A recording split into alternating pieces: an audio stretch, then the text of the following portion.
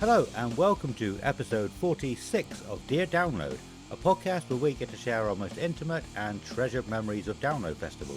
We'll talk about each year, the bands we saw, the bands we missed, and everything else noteworthy that happened across the weekend. Also, we'll touch upon any news, other festivals, and the music industry past, present and future. This week is the second episode of our Countdown to Download episodes, where we will be talking about every band that's playing on the Saturday. Last episode we talked about every band that's playing on the Sunday. We actually recorded it before the most recent announcement, but luckily there were no bands added to the Sunday, so we didn't have to add any bands to that episode or go back to them. So we did all right there. We got lucky. So before I go any further, as always, I am Adam and I am here with Simon. How are you doing, my man? Hello and good day to you, sir. How are you? Hello, yeah, very well, thank you. Yeah, doing all right. How are you? I've already asked that. Yeah. How? Yeah. What's new with you? Anything else? Anything interesting happening? What in the is last couple new of with weeks? me? Well, on the Discord today, people were going, "What? It's 5 weeks to Download Festival," and I shit the bed. I was like, Yeah. "Is it?" And I was like, "Oh, wait, I've got a question mark." I'm Ron Burgundy. I was very surprised by it. So yeah, it's put a question mark as in, is it like really legitimately? Holy shit, it actually is. 5 weeks. So yeah. I guess. Oh yeah. yeah, not long, Just not gonna long. say- I'm really excited. Yeah. Currently 35 days until download, but yeah, that works out exactly 5 weeks. So it's kind of half a dozen of one and 6 of the other, or whatever the saying is. It's saying exactly the same thing as you're saying. Yeah, it's crazy. It's come around so quickly. I can't believe. I mean, it feels like we're not going to get enough of the episodes in that we need to before it gets to us, but we should just about get that. I think we are going to release one extra episode in the meantime. We'll talk about a bit more about that later if you want, actually. Yeah. But yeah, what's going on the last couple of weeks? What's new with you? Nothing really. I've been taking it easy. Before we started the show, me and Adam were talking about my stag do, which is next week. So if you haven't already heard about that, we're going to Butlins for a 90s themed adult weekender. We're just saying how excited we're going to be for that. So I've been taking it easy. I haven't been going out drinking. I haven't been, not that I do that all the time, but just been at home, cutting the grass, being a good boy, doing the housework, doing YouTube, just being a good boy, because these are going to be a hefty 3 days, and then the summer just kicks off from there, and then it'll be download before you know it, dude. Yeah, it will be. Yeah, it's just around the corner. But the good thing I was thinking is I was cutting my grass the other day, and I've never had grass. I've never owned my own house before, so this is my grass as well. And in the old house, it's my grass. It's my own grass. And I just realised how, because Vicky says you're very finicky about things. Like, I walk around the house, and when the cat like brings in a leaf, I like pick it up and I'll go around the carpets and I pick everything and make sure that the carpet's all good. Okay. And she's like, "You're like that with the grass now." She's like, "You cut the grass, you feed the grass, you water the grass, you look at the grass grow." She's like, the other day she said she looked out the window and I was just standing there just looking at the grass. It's like, I've become this weird grass person. I mean, I have a bit of a green thumb anyway. Like, I like plants. I've done all my planting in the other place. Planted loads and loads of stuff all across a couple of summers. I really liked the sort of green thumb thing. So now I'm just obsessed with my grass. But it made me think, in the old place, we just had slabs. Right. But now I can set up the tent in the back garden before download, which is awesome because I've never been able to do that before in my own garden. Yeah. So, yeah, to set it up and just have a look at it, make sure it's okay. And I'm sure it is. But yeah. But I will say on that, the Sendero 4, which I've got, has been on sale again. Yeah. And literally every other person had a Sendero 4 last year. Yeah, if you bought one, I've got Sendero 4 now.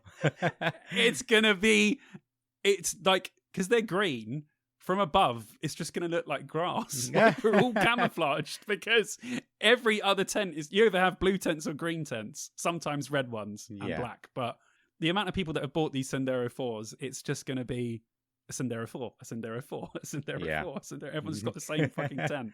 So, but yeah, I'm excited to set it up. But yeah, apart from that, I haven't really done anything. I haven't done anything since we spoke. Nothing of note, anyway. No, that's fair. So, yes. Yeah. What about you? Yeah, well, just on that, I've got a Sendero 4. Jacobs, a friend of mine, has got a Sendero 4. So we're going to go over to his house to all learn how to set it up. We'll check ours, make sure it's all there, but we're not going to all set up both of our tents because there's no point once we learn how to do it. It's easy to do. To be fair, it's an easy tent to set up. Yeah. It is. That's the reason why it's so popular. It's cheap.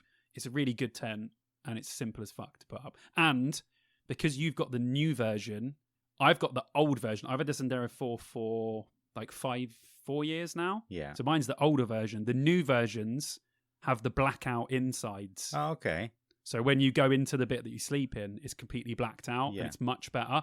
Like Sammy bought one that we went to download with last time, and I was like, what the fuck? I was like, you've got like a blackout bit in yours. And then I looked at other people's, and all the new versions have that. Mine's like a white one, so it's quite light in the evening. So Yeah. you might be lucky. You might have got the blackout insert, depending on which make it is. Awesome. Oh, I'm looking Yeah. forward to seeing it then, yeah, and seeing everybody else's. It's gonna be ridiculous. But yeah, no, nothing too new for me really, and nothing too much interesting has happened. I bought a new bottle for water for work. Wow, baby. Yeah, and I'm fighting every fiber of my being to not become a water infuser. If whatever they are, but the biggest one I could find, because I drink a lot of water at work, especially with the summer coming.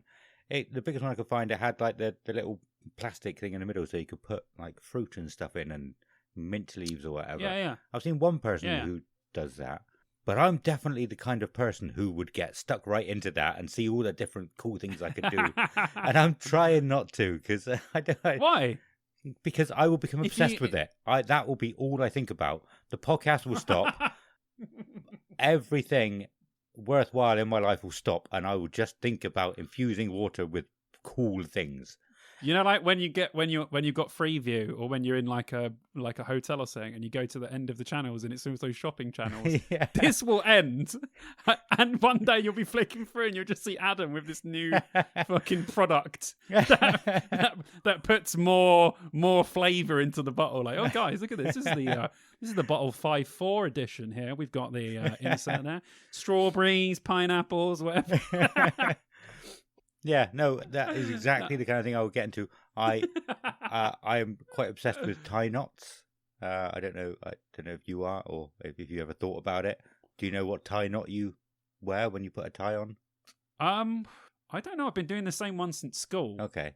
But I don't actually know what type of knot it is. I think it's just a school knot. I think that's what it's called. It's a bit rubbish. Yeah, so I literally It's a go, bit rubbish, that I one. go bang, I go over Yeah. like that, through and down. It still looks nice. I've been doing that like because I like to wear ties to work for years. Yeah. I worked in an office, so I've always done Yeah. through up. I don't think I know. No. I remember when at my brother's wedding, everyone had to have their ties done a certain way. Windsor knot, maybe. Yeah, probably a half Windsor. Only And I did football not know how managers- to do it. Only football managers and bank managers are allowed to wear full Windsors, as far as I'm Oh, concerned. okay. I don't know what it was, but someone had to do it on me because I couldn't do it. I was like, you do it because I have no fucking idea. Yeah. So So I normally go for the Eldritch knot. But yeah, that's another thing. I'm not going to go to... Jesus Eldritch Christ. knots are very cool. That's your YouTube channel. There you go. Yeah. But yeah, Fucking done, mate. That's niche as fuck. I was considering learning napkin folding at one point. I obsess over little cool things like that. And so, yeah, I'm trying not to start obsessing over infusing water with fruit, because I'm allergic to a lot of fruit anyway. I don't know if I've ever told you. You I have. have, yeah. It's You've said that on here before, I think. yeah. It's Quite a while back, but I remember you saying that. so anybody new who wants to know about my allergies is yeah. Yeah, if you see him at download and you hand him a random drink, don't make sure it's got no fruit in it. We don't want to kill him. Yeah, it's oral allergy syndrome. It's to do with hay fever. Mm. Yeah, so a lot of the fruits. Okay, wow. Anyway, yeah, never mind. I'm okay. I'm doing all right. I was feeling a bit rubbish today. I just some kind of illness coming on, but I'm feeling a lot better at the moment than I was this morning. Just going around, I felt like I was drunk all day. I had a couple of pints or something, and just a bit lightheaded. But yeah, I'm better now. Hopefully it was only just like a Good. day thing, not an illness coming on. I don't remember the last time I was ill. Don't get ill that often, but yeah. That just made me sorry. Just quickly going back to the fruit thing. We're never going to get off this fruit thing. Just go back to the fruit thing quickly. Listeners, this is for you because this is listeners right. This is for you because it's funny because he says he's allergic to fruit, but I have never seen a man in my life drink more fucking apple juice than this fucking guy. Literally, as I'm saying it, he's taking a sip of apple juice. Like, that is not even joking. Well, he's got an entire bottle of it next to him. I read a while ago that for things like this and YouTube, eating a green apple helps get rid of the crap at the back of your throat, like the gunky stuff. I can't eat a green apple because I'm allergic to them, so I drink apple juice instead. Oh, that's such a shame. Yeah. I'm more of a green apple man myself. I like a red apple. Yeah. But I love the crunch. I love the outer layer of and I like them to be a little bit more. Sometimes green apples can be a little bit sour and sweet at the same time. Yeah. And I like that.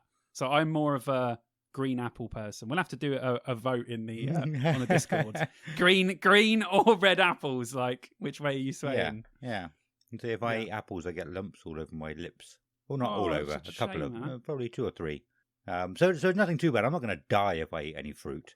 But it irritates. Yeah, I still eat strawberries every now and then because I really like them, but I think they sort of make my throat feel a bit tingly and weird. Yeah. Oranges, I get lumps on my tongue. Wow. Yeah. I like a lot of fruit. I do like a lot of fruit, but I can't eat it, which is a shame. Shall we move on from this? yeah, sure. Let's move on, because like always, this will just become a fruit fucking podcast or some bullshit. So let's go. Didn't we talk about vegetables last time? I can't remember. We talked about something last time. It might have been Yeah, we did. I'm pretty sure I remember last time I know. having almost the same conversation, or we were doing something and we said vegetables. I don't know what's happening in our minds. No. Oh, anyway, right. Do we have any news or new releases? I haven't listened to any new releases because I've been listening to. I have some news. Well, I done some news on my YouTube, which we can reference here because not everyone watches my YouTube. Cool. But if you don't, you should go and subscribe. Simon Barn. Blah, blah, blah. You should. I've got a list of the bands that got added to download. Should I run through those quickly? Yes, good idea. Cool. Yeah. So we had an announcement. I know it was a little while ago, but just to refresh everyone's memories, it was Pucifer, 100 Reasons, Cherry Bombs, Cancer Bats, Static Dress, State Champs, Punk Rock Factory, Casey, Red Hook, Rituals, Hacken, and Snayx. I don't know. I think that's Snacks. Right. SNAYX. Yeah. Cool. But yeah, those were the bands that were. And you were right, because Adam said historically it's smaller bands on this announcement. Yeah.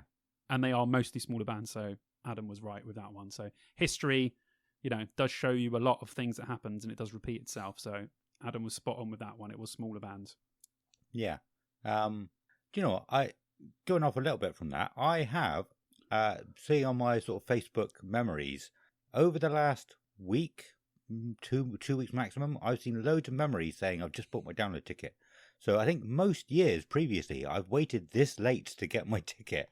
Oh, yeah, for sure. Definitely. If I'm not doing the installment scheme, which I have done quite a lot of the times, I would wait till at least May to buy my ticket for download. Yeah. That's why we said, like, I can understand why people are pissed off, because some people would literally buy their download tickets last minute because it would never sell out. Yeah. You'd be like, yeah, I'm going to go to download, but I ain't going to get my ticket till the 29th of May or whatever. Yeah. And you knew you were going to go to download because you knew there was going to be tickets. Yeah. But this year has just messed that up for everyone. Yeah, definitely. Like, there's people that do YouTube channels now that I've been watching, and they're like, yeah, I'm not going to download this year, but their videos are all about Download Festival. Huh. So it's like, because they're still trying to do the content, Yeah. but they didn't actually get a ticket in time Right. because they're probably one of the people that get tickets late. So yeah, it's had a massive knock-on effect. It's selling out, so it's actually crazy. Yeah. But hopefully people have got some through resale though, so that's good. Hopefully, yeah. A friend of mine got a ticket through. Well, I've had a couple of friends drop out recently through various reasons, and I had another couple of friends who wanted to go but didn't get them in time. So yeah, now they're coming. And this year there's going to be 3 of us that all went together in 2004, which is going to be cool. It's going to be very cool. Nice. Yeah. Fucking hell, it's changed a lot. Yeah. It's changed a lot since then. It's like a different festival. Yeah. One of them is Jacobs, who you met last year. And another one, it was a good friend of ours from school. I think he stopped going, I want to say, in 2006, 2007. So he's not been since then. Well, essentially, look, the parking's not in the same place. and the arena, the parking's not in the same place, the camping's not in the same place, and the arena's not in the same place. So technically, he's going to a different festival. Yeah, true. Because he's not going to recognise anything, like at all. Like everything is in a different place now. Yeah, So yeah. It's he's going to be like, "Is this Download? What the fuck? Where's the Dunlop tire?" it's Theseus' ship. I've said that about football teams What? before. Theseus' ship or Yeah, Trigger's yeah, broom. of course, yeah. On that though, actually, let's go back to something news related. A few weeks back, I think I messaged you with the first night I found out, but Saliva's guitarist Wayne Swinney died. Yeah. Just on tour randomly, like not randomly, but on tour completely out of the blue. That's what I was trying to think of. And he was the last founding member of Saliva at that point, and so I thought that's going to be interesting if they do carry on, because there's no bands no members in the band now that were in it at the beginning. So that is the same kind of thing, like Wow. Theseus' ship. But I think they did wait a few weeks, and they have said they are going to carry on. It's what they got an album recorded, and it's what Wayne would have wanted for them to carry on with the music sort of in his name. Did they say what he died of? No, well they did even. Yes, they did. But I cannot remember. It was just like a random something to do with his brain, I believe. Just out of the Fucking blue. hell. Just I think I want to say like swelling on the brain or water on the brain. I cannot remember now. It's really annoying. I should. That's really terrible of me. That's fucking scary. Let's not talk. Let's not continue talking about that. Yeah. Jesus. But yeah, I messaged you. Actually, I saw it the night after we had finished recording, and I wasn't sure who started the band at that point, so I had a look. I think I said to you, didn't I? I had a look on Wikipedia, and it already had him listed as a previous member. I was like, Saliva announced his death half an hour ago, and that really annoyed me. Yeah, these people that go in and edit, man, they're fast fuckers. Yeah, Real yeah. fast. But News travels pretty quickly now. yeah, so I was hoping to see them over here. I was hoping they would come back over here at some point this year after the last cancelled tour, but probably won't happen now. But at least they got a new album coming out that's already recorded, so I'm looking forward to that. You know, get some new music at least, and you know they might come over here at some fucking point. Yeah, Very annoying that is when you got a really favourite band and they never come over. yeah. But never mind. It's can't really complain when what's happened. Can't complain. No, when I that's can't see them. that's a fair reason not to come over. Yeah. Agreed. Excellent. Well, Shall I run through some new releases real quick? yes, yeah, do it. So have you had a chance to listen to Enter Shikari's album? No. Okay. It's really good. Really, really good. Not sure I like it as much as the last album. The one that they brought out just before COVID. So like just before, then they couldn't tour it. So technically they're touring 2 albums because Okay. no one really heard those songs played live apart from the last couple of gigs they've done. Yeah. And obviously this is a new album, so it'll be really interesting. You're actually getting 2 albums worth of Enter Shikari stuff played live rather than just the one. They should do 2 but yeah, separate nights. They did. Oh, in okay. London and in Bristol. Excellent. And a couple of nights. Yeah, they've done like a Metallica thing. yeah, but they've done it at like I I did think not they've know done it that. across. They've done it across 3 months, and they've done 2 gigs at every venue. Ah, So that's yeah, it was cool. pretty cool.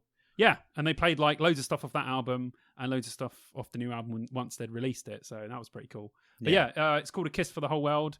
It's really good. At first, I really liked the singles, but I wasn't so sure about the album tracks. But on further listens, it is just a really great Shikari album rather.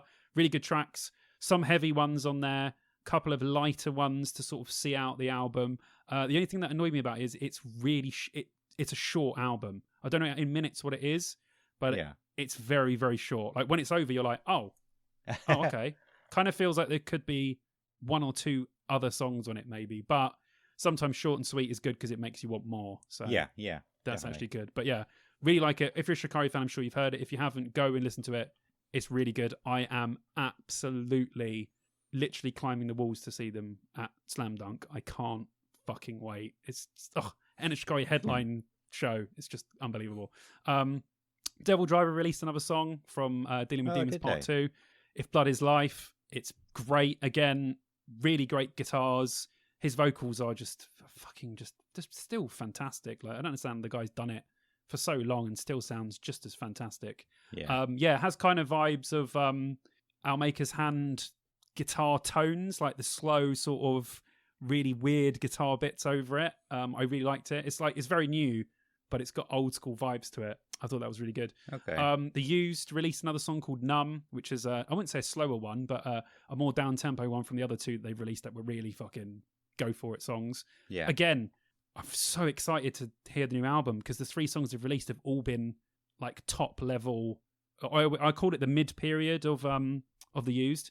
My favorite Used albums are Lies for the Liars, Artwork, and kind of maybe one before that. But that phase where they were really heavy and they had really great sort of slow tracks as well. And that kind of feels like what they're going back to on this. So I'm like, just give me that album. It's just going to be so good. And Bleeding Through released another song called Wartime, which is excellent as well. So if you like your hardcore metal, not your metalcore, go and listen to Bleeding Through Wartime because it's excellent. That's it from me. Awesome. We did speak briefly before recording, didn't we? And I said I've literally not listened to anything other than the bands for this episode. I think Story of the Year. We've both listened to loads of new music, so like we haven't heard half of these bands. So Adam's literally listened to a shitload of stuff, just not necessarily new releases. Yeah. Story of the Year have released something hinting at I think it's like a 20th anniversary for the Black Swan album, and that was probably one of my favorite albums of theirs. And I really, nice. I saw it last night, and I thought I really want to listen to that, but I knew I don't have time at the moment. I need to be cramming these new bands in, so I really want to listen to it. I really enjoyed them when we listened to them last time.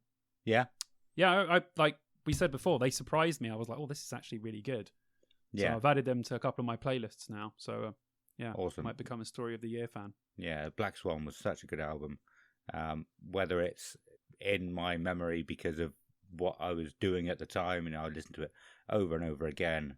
So maybe it's sort of up there for me more than a lot of other people. Because you listen to it so much. Yeah, more than it deserves, maybe. I don't know. Sometimes bands or albums can do that. But I think it's incredible. All their stuff is incredible. So, cool. Well, shall we move on to... should we move on? Yeah. I don't know. Yeah. Yeah. Should we go? We go in main subject? Before we do that, should we just do a little preamble? I don't know if that's the right word. Pre-thingy about Discord and Patreon. If this was a song, we just got out of the verse. We want to get to the chorus, which is the Download 2023 Saturday. So Adam's just going to go through the pre-chorus with you, the build-up. Cool. Yeah, excellent. We keep saying it. We've had a lot more people joining recently. Our Discord is really, really good at the moment. And we will not entice in something. We want you to come and join our Discord because it's very good. Please. Agreed. That's a great way to sell it. Don't even need to say any more than that. It's perfect. Yeah, a lot of great chats going on there. A lot of talking about WWE wrestling, because it's not all WWE, is it? No, AEW. We were talking about the AEW Wembley show. That's been quite a hot topic on the Discord. Yeah, but we've got loads of chats going on there, all sorts of stuff. So yeah, it's really, really good. We cannot thank Stu enough. We keep saying it. We're going to keep saying it every episode. But Stu is sort of stepped up to be, I don't know what to call it. I can't remember if I did this last time. But either a moderator or admin. No, he's not a moderator because we're not moderating anything. He's an administrator. Right. Administrator. Okay, excellent. He's doing all of the little bits and bobs for us. He's not moderating because we're not Download fucking Facebook group. So cool. That might have been one of the subjects we've been talking about in the Discord. I won't say any more than that. Excellent. Yes. Let's see if I remember that for next episode. It's been doing amazing work with all that, creating new text channels as well. Awesome work. Thank you, Stu. We can't thank you enough, like I said. Yeah, definitely. Thanks, dude. And our Patreon, we've got a couple more Patreons to read out at the end of this episode, which is very, very nice. If you're thinking about supporting us, like we said, we've got a Patreon. We've already got a couple of different tiers in there, a £3 tier and a £5 tier to support us. If you support us at the £3 tier, we'll read your name out at the end of the next episode. And if you support us at the £5 tier, we'll read your name out at the end of every episode. And then lots more will be coming. We are currently looking at getting T-shirts made up for download. So we'll come and hand deliver them to you at download. But we need a few more days on that. But it will be, we are really, really hoping to get them. So that's another reason to join our Discord, because we'll probably put the announcement out for that in the Discord. Is the main place to find it. We'll put it out on other things. We'll put the design out on Facebook and Instagram as well. But you don't always see things straight away on there. You know, I've been seeing important things like 2 days ago. It's like, come and listen. We're going live in 15 minutes. 2 days later, I see it. Like in the Discord, you get what is said as soon as it's said. If you want to, you can just ignore it if you want to as well. But you don't have to wait for the algorithm to show you things that it wants to show you. No, straight on there. Boom. Yeah, excellent. And again, the Wednesday morning episode, we are going to be doing an episode to put out on the Wednesday morning of download, the same as we did last year. If anybody doesn't know what that was, we basically asked a lot of people to either write into us or send us a voice clip and tell us what download means to you, who you're looking forward to, how many times you've been, or anything you want to tell us, anything you want to say, anything you want our listeners to know, anything that's very, very cool that you do and like, basically. And there's again, that's something that's going to be going up in the Discord in the next few days. But the ways you can do that, you can send us a voice clip on either Facebook or Instagram Messenger. You can just hit the little microphone and then start talking, and it records, I think it's up to half an hour if you want to, which is ridiculous. And it doesn't send it straight away. You can just cancel it and then start re-recording it again anyway. And I know most people have smartphones now which has got its own voice recording software built into it anyway, so you can record your own voice with that and just send it as a file to our email address as well. And again, you can do that as many times as you want. You don't have to just send whatever you say straight, like first time. Do it, redo it, however you want. You can put it on a computer and edit it like we do with the podcast and make it sound shiny. Profesh. Yeah. Shiny's not the right word. But yeah, our email is deardownload2003@gmail.com. Or you can send us a message on our socials like Facebook, Instagram, or in Discord, and we will read it out on the episode if you don't want to. Yes. Yeah, so send. You don't have to say it yourself if you don't want to speak. If you don't like the sound of your voice, some people find that really weird. Just send us a message, and me or Ad will read it out. Yeah, awesome. But there must be a cutoff, because last year Adam done it because there was only time for him to do it. But I definitely want to be involved in this year's one, so I think we're going to have a cutoff a few days before download, so me and Adam can do the bits and edit it. Because yeah. Absolutely. I was literally just about to say that. There will be a deadline. It's not... Sorry. No, it's fine. It's fine. Awesome. We're just on the same page about pretty much everything. Good. Good. Yeah, there will be a cut-off point, a deadline. We don't know what date that will be. But the earlier you get it in, the more excited we will be about doing this as well. Because we just want to get as many people involved in this as possible. Could you imagine just... Yeah, this is whoever sends in the last one, I will read in a purely monotone voice. Okay, that's your punishment for sending it in late. I'll be like, I'm really looking forward to download. I love download. Can't wait to see. Stray from the... I'll read it like that. Okay, don't piss me off. Get them in. Get them in. Nice. I like that. Excellent. Well, on that note, then, shall we bring Ronnie in to... I think that's everything. Yep. Shall we bring Ronnie in to bring us in to the main topic, which is every band that's playing on the Saturday at Download Festival 2023. Okay, I'll get him in. Here we go. Ba-da-da-da-da-da, Ronnie. Ba-da-da-da-da-da, Ronnie. Spaghetti hair, big meatballs, big banana, chocolate poo-poo. Hey, hey, Ronnie. Do-do, there he comes. Hey, hey, Ronnie. Do-do-do-do. That was awesome. Send for me, download!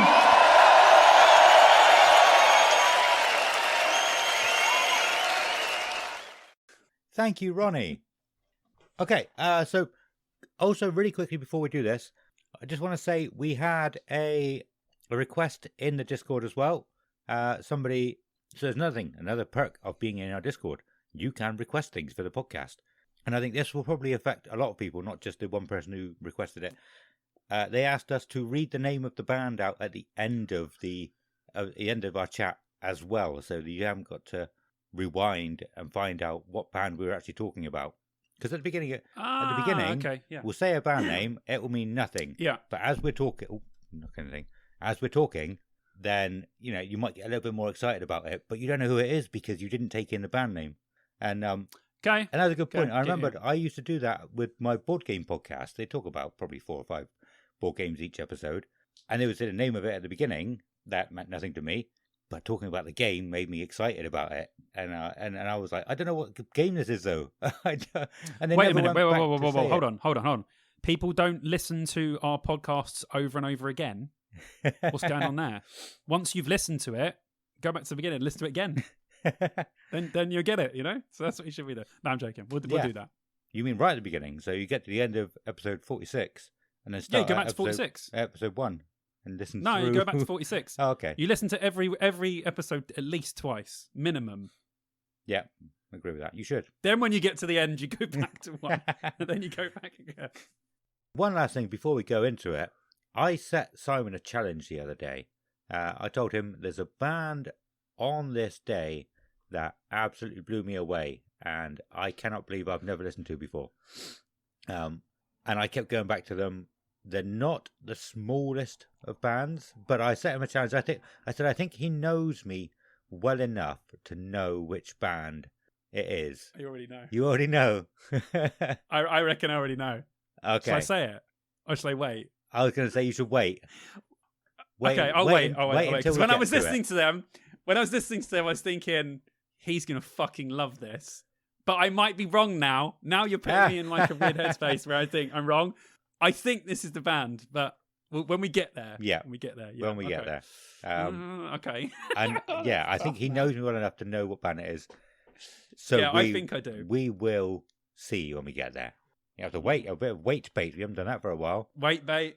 Love a bit of wait bait, mate. And all of you listening, you can try and work it out as well. If you know some of these bands, you probably know me quite well because I talk a lot about just anything. Hopefully the listeners know us both, because the reason why some podcasts, they don't speak like personally. They just speak about news, new bands, but they don't actually, they don't give too much into sort of the people they are, or their personality comes out a little bit, but you don't, we talk about at the beginning of the show how what we've been up to and all that stuff. But I like that because I feel like the listeners, it doesn't feel intrusive because we're not telling them anything personal. Yeah. But it's nice that I feel like all the listeners know us very well. And when I get tagged in stuff on the Discord, I'm like, well, yeah, of course. Of course they tagged me in this. Or, do you know what I mean? Because everyone already knows what I'm like. So I like that. Well, so hopefully, everyone else can guess as well. I mean, we're just people. I think I wanted to make sure I said in the very first episode, I'm just a postman. I'm just a guy.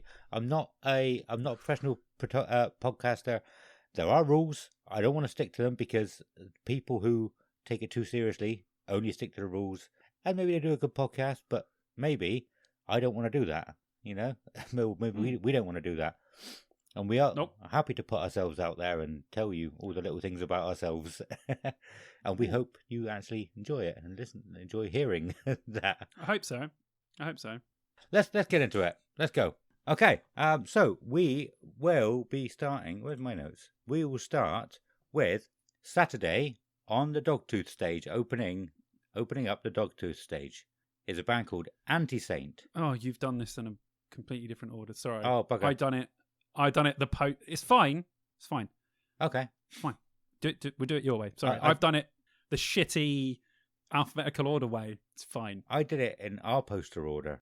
Okay. Yeah. Yeah. In-house. Yeah. In-house. Our poster, I like yeah. that. Sorry. I did not use the in-house poster. What an idiot. Use your own resources, Simon. Come on. Sorry. Are you cool with doing it this way? You can. Yeah. They're all highlighted on my thing, so it's all good. I can skip to one, no problemo. Cool. Nice. Okay, so starting with Anti-Saint, opening up the Dogtooth stage on a Saturday. With Vaticinate, Anti-Saint delivers right out of the gate. an arena rock ostentatious album.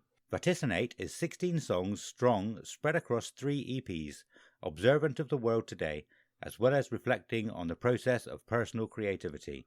I think there was a lot more to that on their Spotify. I just took what was written on Download's website. That's cool.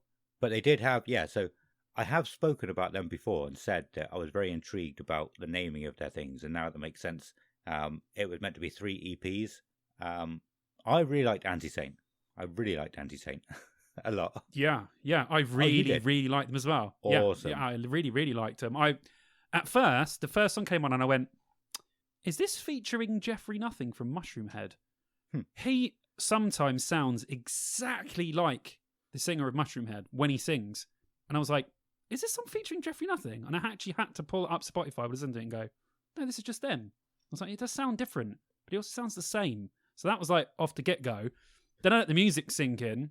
I was like, this is like instantly I was like, yeah, I really like this. The riffs were beefy as hell. Yeah. The production was great for such a small band. I don't know who they got to produce it. It sounded excellent. It was like some of the songs were alt rock, some of them were metal, some of them were a bit new metal-y, some of them were a bit proggy. They've got loads of really good sort of influences. Couldn't put a finger on another band that sounds like them. They kind of sound like an amalgamation of loads of bands. Yeah. I listened to all 3 EPs. Did you? Nice. I was like, I really like this band. Yeah. So I listened to essentially everything that they have on Spotify at the moment. And it's crazy because I didn't look at their numbers. I looked at the band, put the music on, loved them. Yeah. I looked at it, said they've got like 1,000 listeners. I was like, this band should have hundreds of thousands of listeners. Yeah. This is insane. They are really, like, this singer is incredible. Like, not in the way where like he's the greatest singer ever. His performance, his tone, his delivery is wow. I was blown away by them. I was like, oh my God, amazing. Yeah, I kept going back to them. And also, I want to say, the guitarist joined our Discord ages ago. Really? Yeah, he's Android. Wow. Android in the. I tried sending a message to try and get a bit more information about like the album or the EPs, but he's not accepting messages from people who he's not friends with. So I sent him a friend request. Oh, we definitely have it. to get someone on the show from this band. Yeah. Oh, yeah. We're definitely at some point because they are fucking. And when like I legitimately had no idea that but I'm not trying to beat anyone up that like we know or anything. But like I thought this band were fucking awesome. Yeah. He's also posted a design of a T-shirt that they are getting made up specifically for Download.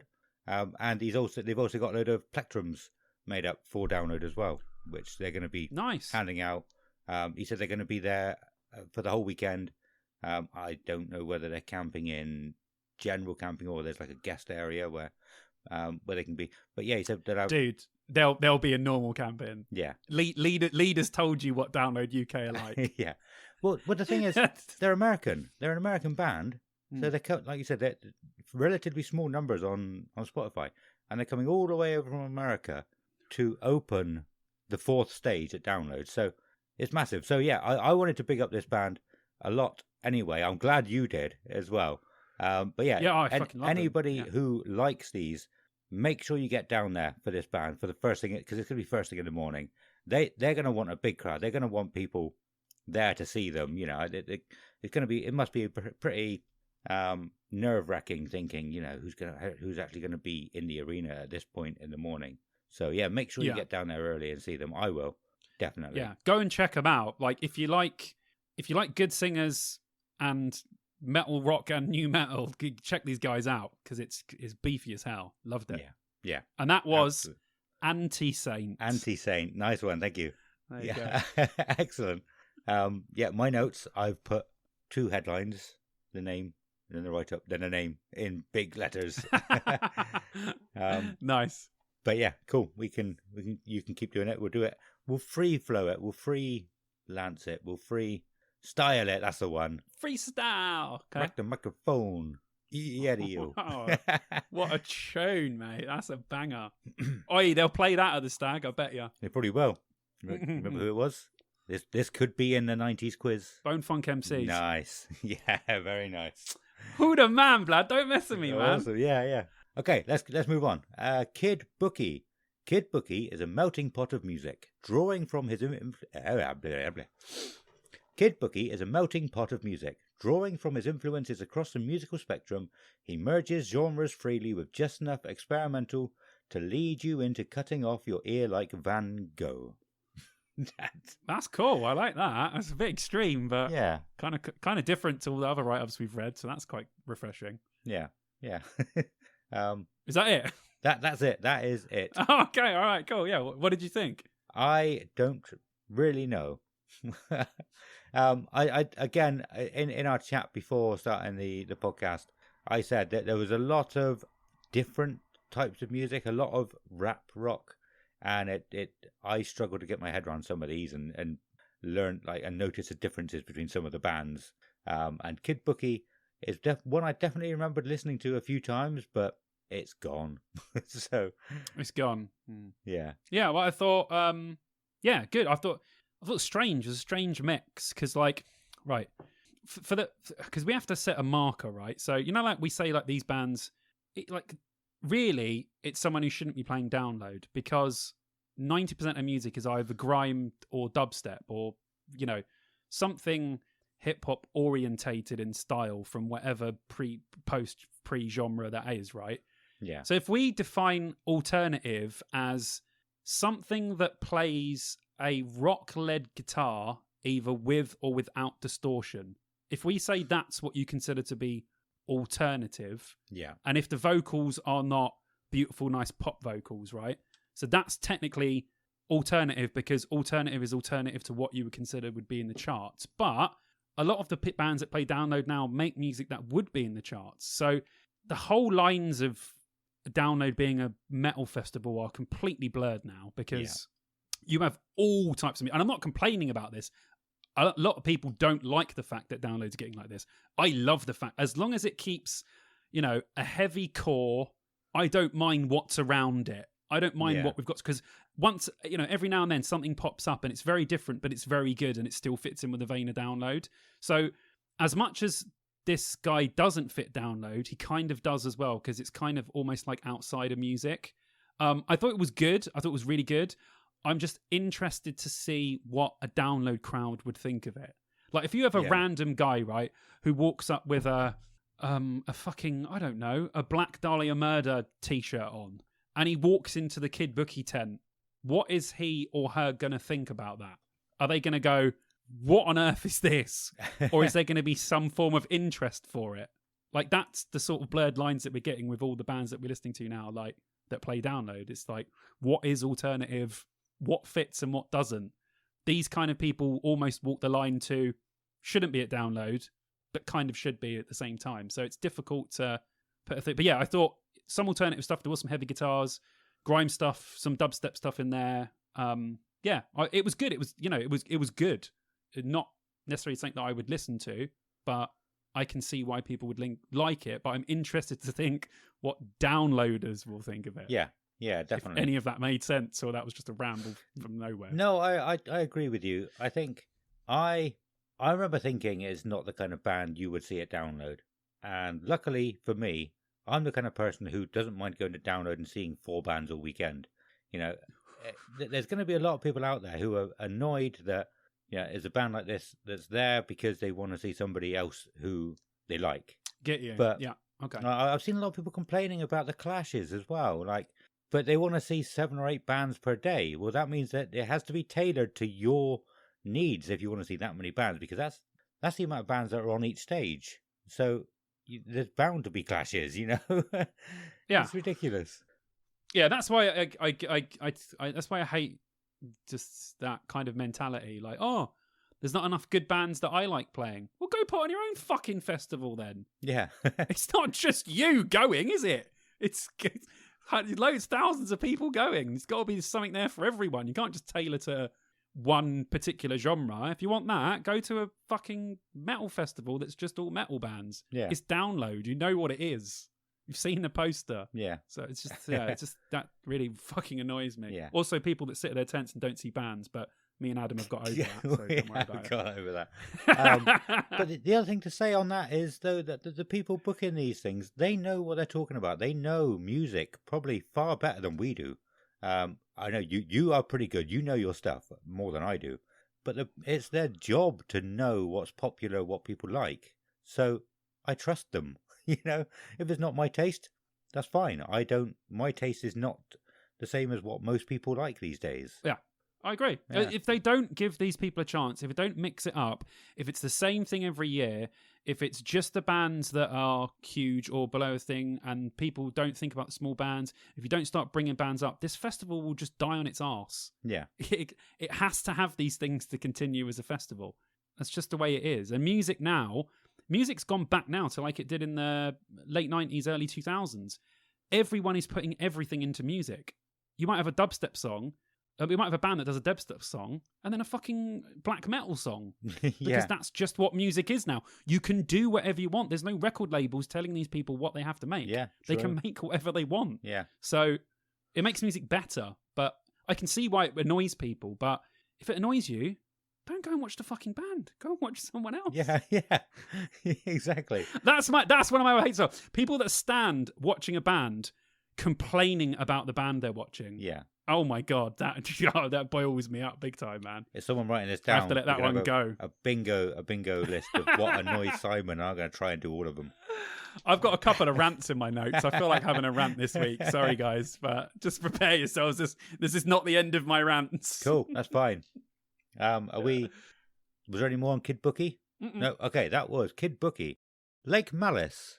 Lake Malice are rising stars in the UK metal scene, with a modern sound that draws influences from new metal, hyperpop, and metalcore. Newly formed during the COVID-19 pandemic of 2021, Lake Malice have been building a fast-growing fan base around the UK, following extensive touring with the likes of Hacktivist, Bloodywood, Modern Era, and Death Blooms, as well as appearing at Download 2022 on the RIP stage. What do you think of Lake Malice? Yeah. I don't remember too much about them, but my notes say metal poppy with electronic elements, good vocals, and yeah, they're throwing loads of sort of different styles together. I put, I liked it, but I haven't given it a further listen. But on first listen, I liked it. Excellent. Yeah, I think I was the same. We spoke last episode about how I'd like a bit of electronic, but not too much, and I think they had just the right amount for me. And I did quite like Lake Malice. I didn't listen to them too much, but yeah, I think I did quite like them. Beauty School Dropout. Just when you thought rock was dead, enter LA-based band Beauty School Dropout, blasting into the rock world with no intention of slowing down. Comprised of lead singer Cole Hutzler, producer, guitarist Bardo, and bassist Beepus. This dangerously charming three-piece has become the talk of the town with their striking look and infectious tunes. With the immediate co-sign and executive production of Fever 333's Jason Allen Butler and legendary punk producer Rob Cavallo, Boys Do Cry was born. I think I remember liking Beauty School Dropout as well. Yeah, I remember them being like sort of alternative sounding with a little bit of punk in there as well. I thought the vocals were good. There was slight sort of tinge of pop punk as well, but like modern pop punk, like Machine Gun Kelly, almost poppy kind of stuff as well. Yeah. But yeah, not my thing, but Jesus Christ, they're extremely popular. Like, the songs had like 33 million listens, like the top two. I was like, holy shit. Yeah. So they must be popular. So fair play to Download for booking them. Not my thing, but I did think that what they do is good. Yeah, cool. Beauty School Dropout. That was Bambi Thug. Submerged in hedonism, independent artist Bambi Thug takes a genre-fluid mix of hyperpunk, avant electro-pop and forges it with sex positivity, freedom, and the occult to encourage us to open the gates of self-expression that forces us to address the unspeakable in a way we don't want to avoid. Nah, not for me. What did you think of Bambi Thug? Not for me. No. Yeah, it was like modern pop metal sort of stuff. Reminded me of Cassia a little bit. Yeah. Had that kind of vibe to it. Yeah. With the female sort of, she goes into loads of different styles of vocals. Sometimes it's heavy, sometimes it's poppy. Yeah, again, you know, the level of quality of bands Download have got is really great. So again, really good at what she does and they do, but totally not my thing. out of my wheelhouse, as I said on the last episode, but still very good. I can see why people would like it. Yeah. Okay. I want to say I think this kind of music is what was it? I heard people talking about it a while ago. Was it something like bimbo metal or something like that? Maybe I could be wrong. Oh, It might okay. not be them, but yeah, there was bimbo core or bimbo metal or something out there. Bimbo core. That's great. Something along those lines. I love all these fucking weird subgenres that are coming out now. Yeah. It's crazy. Enola Gay, Belfast-based Irish noise punk mob formed in late 2019. Venomous hip-hop inspired vocals that are uncompromising as the guitars are unforgiving, layered on a rhythm section that draws as much from left-field electronica and techno as it does from post-punk heroes of the late 70s. Their sound garnered them widespread acclaim from both industry and music fans around the globe, culminating in them being the most booked up and coming Irish band for festivals this year. I thought it was interesting. I thought it was very different. I've written on my notes, punk done in a modern way, blended with electronics, which is quite different. Again, as the last two, wasn't my thing, but the quality of the band was really good. I liked what they were doing, and it was different to everything else that we listened to on that. Well, that I think we listened to for all these bands, so it stood out. Yeah. Again, not my thing, but very good. I can see why they're sort of coming up so well because they've got a different sound to everyone else. Yeah, cool. Yeah, I definitely listened to them. I think there were a couple of bits in some of the songs that I quite liked, but overall the general songs, it wasn't for me. That was Enola Gay. Spirit Adrift, 20 Centuries Gone, is a collection of 2 new original songs and 6 cover songs that span the timeline of Spirit Adrift's most foundational influences, featuring artwork by Brian Mercer from Lamb of God, High on Fire, and Mastodon, and mixed by Zeus from Overkill, Crowbar, and Municipal Waste. This release is a powerful journey through the past, present, and future of classic metal's most exciting new band. I didn't think they were that exciting either. I really didn't. Yes, I literally wrote. What did I write? Where are they? I wrote old school style heavy metal was good. Don't really have too much to say about it. Wasn't anything spectacular for me. Just sounded like a decent band doing old school style metal. Cool. Nothing else to really say about it. Yeah. I did think to be fair, I did think that you said that about the covers, but I did think that the artwork looked really cool on Spotify. So that's one of the things I definitely noted. So they're right there because their artwork is fucking awesome. That was Spirit Adrift. Greg Puciato, initially known for being the incendiary vocalist of the influential, antagonistic, and simultaneously genre-defining and genre-destroying band The Dillinger Escape Plan. He's become one of the most stylistically versatile and emotionally visceral singers to exist in the modern recorded landscape, as well as one of the most uncompromising and exciting live performers. That is the very first full stop there. Elusive, unpredictable, and extreme, he has generated a passionate cult following, uniquely and fearlessly bridging unlikely musical worlds. I'm not a fan of the Dillinger Escape Plan, and I wasn't a fan of Greg Puciato. Okay, complete opposite for me. Love the EP, love Dillinger Escape Plan. They're incredible. His voice is unbelievable. Really great on this stuff. I can't believe I haven't listened to it before.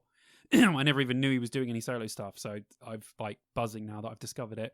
He's so creative. His stuff, a lot of the stuff sounds like really early Marilyn Manson / 9 Inch Nails stuff. A lot of it is very 80s goth influenced, which I absolutely love. Anything from the 80s goth period. Altogether, it was incredible. Really great. Great vocals, great musically. Such a creative guy. Always comes up with new ways to do things or to get stuff in. Yeah, absolutely loved it. If I get a chance, I will be going to see him. 100%. Cool.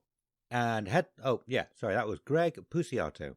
And headlining the Dogtooth stage is Monuments. For UK progressive metal band Monuments, more than a decade's worth of touring, roster changes, and collaborating with the amazing talent within their scene has continually honed and elevated their game to new heights.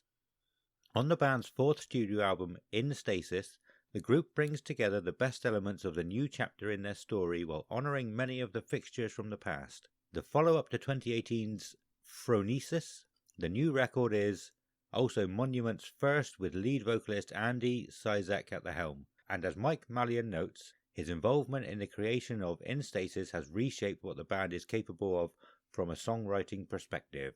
I don't remember much about them. For some reason, I don't have Monuments on my notes. But I have listened to them before. Okay. They're like a tech metal band, I want to say. Are they? Okay. Like really, really technical metal. I can't remember what the vocals are like. But I do remember when I listened to them, I liked them. But for some reason, they're the only band on this day that's not in my notes. So I can't give you any more than that. Did I get it wrong? Maybe I got it wrong. Let's have a quick look. Yeah. No, yeah, they are headlining the Dogtooth stage on the Saturday. Cool. Let's keep going.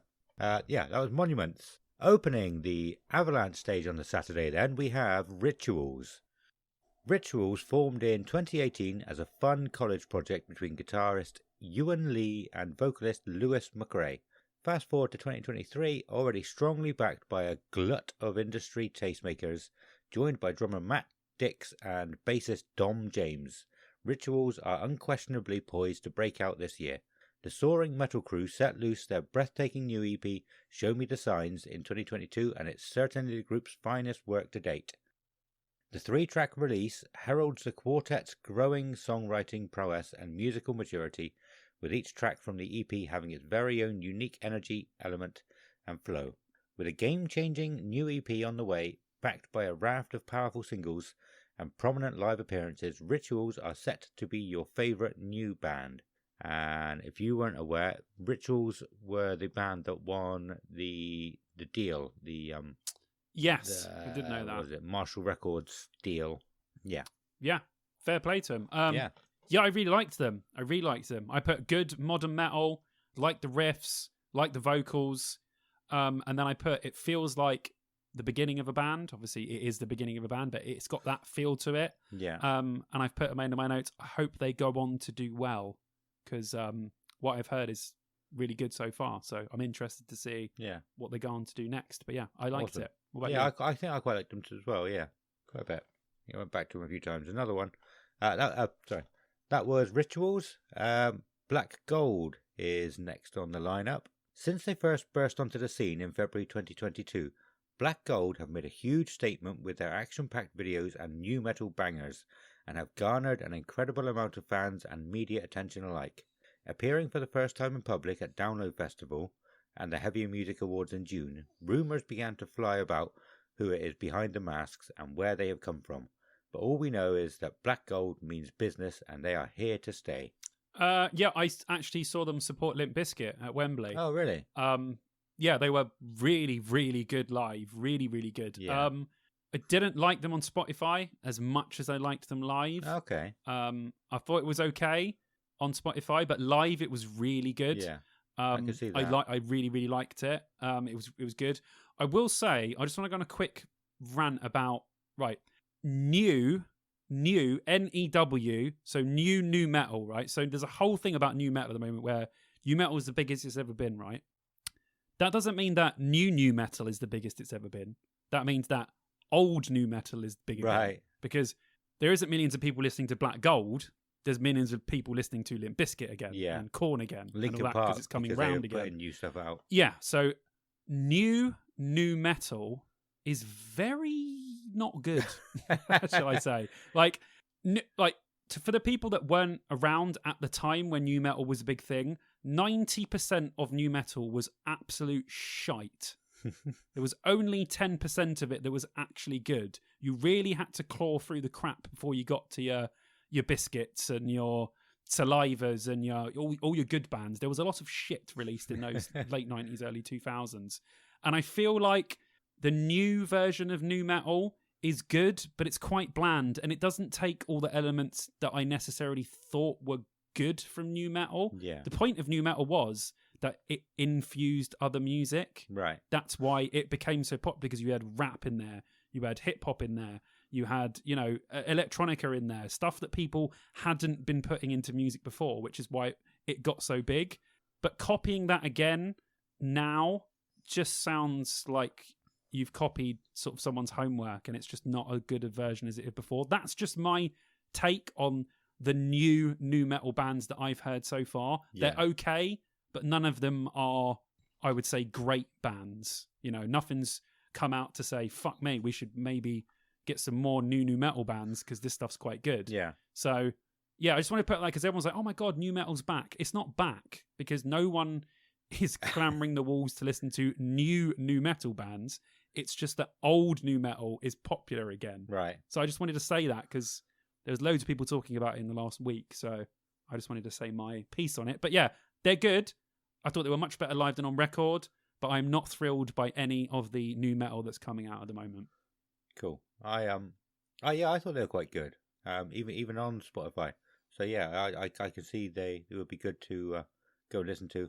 The fact that they are brand new and they play behind masks, I'm wondering if it's somebody who's famous already has just started this band and he's got his way into the scene. Yeah, as possibly. quickly as possible. Yeah. But Quite possible. If they started their first ever gig at Download, then yeah, it's probably someone established or someone that knows someone that's already established. And they're on tour with fucking Limp Bizkit. Like, they were playing a pretty much packed Wembley arena. Like, you know, very lucky if you get that and you don't actually know anyone in the music industry. So that probably gives you an indicator into it's probably someone that you already kind of know in the band, possibly. Yeah, it's interesting. But yeah, I quite liked them. I have not gone out of my way to listen to any new metal really, or sort of put a playlist on that's got lots of different new metal bands to see which ones I like. I can't really. I don't have much to say on that rant, I'm afraid. No, that's cool. Yeah, just had to say my piece. Yeah, that's cool. And that was Black Gold. Casey. When Casey called it a day back in 2019, it felt like a premature demise.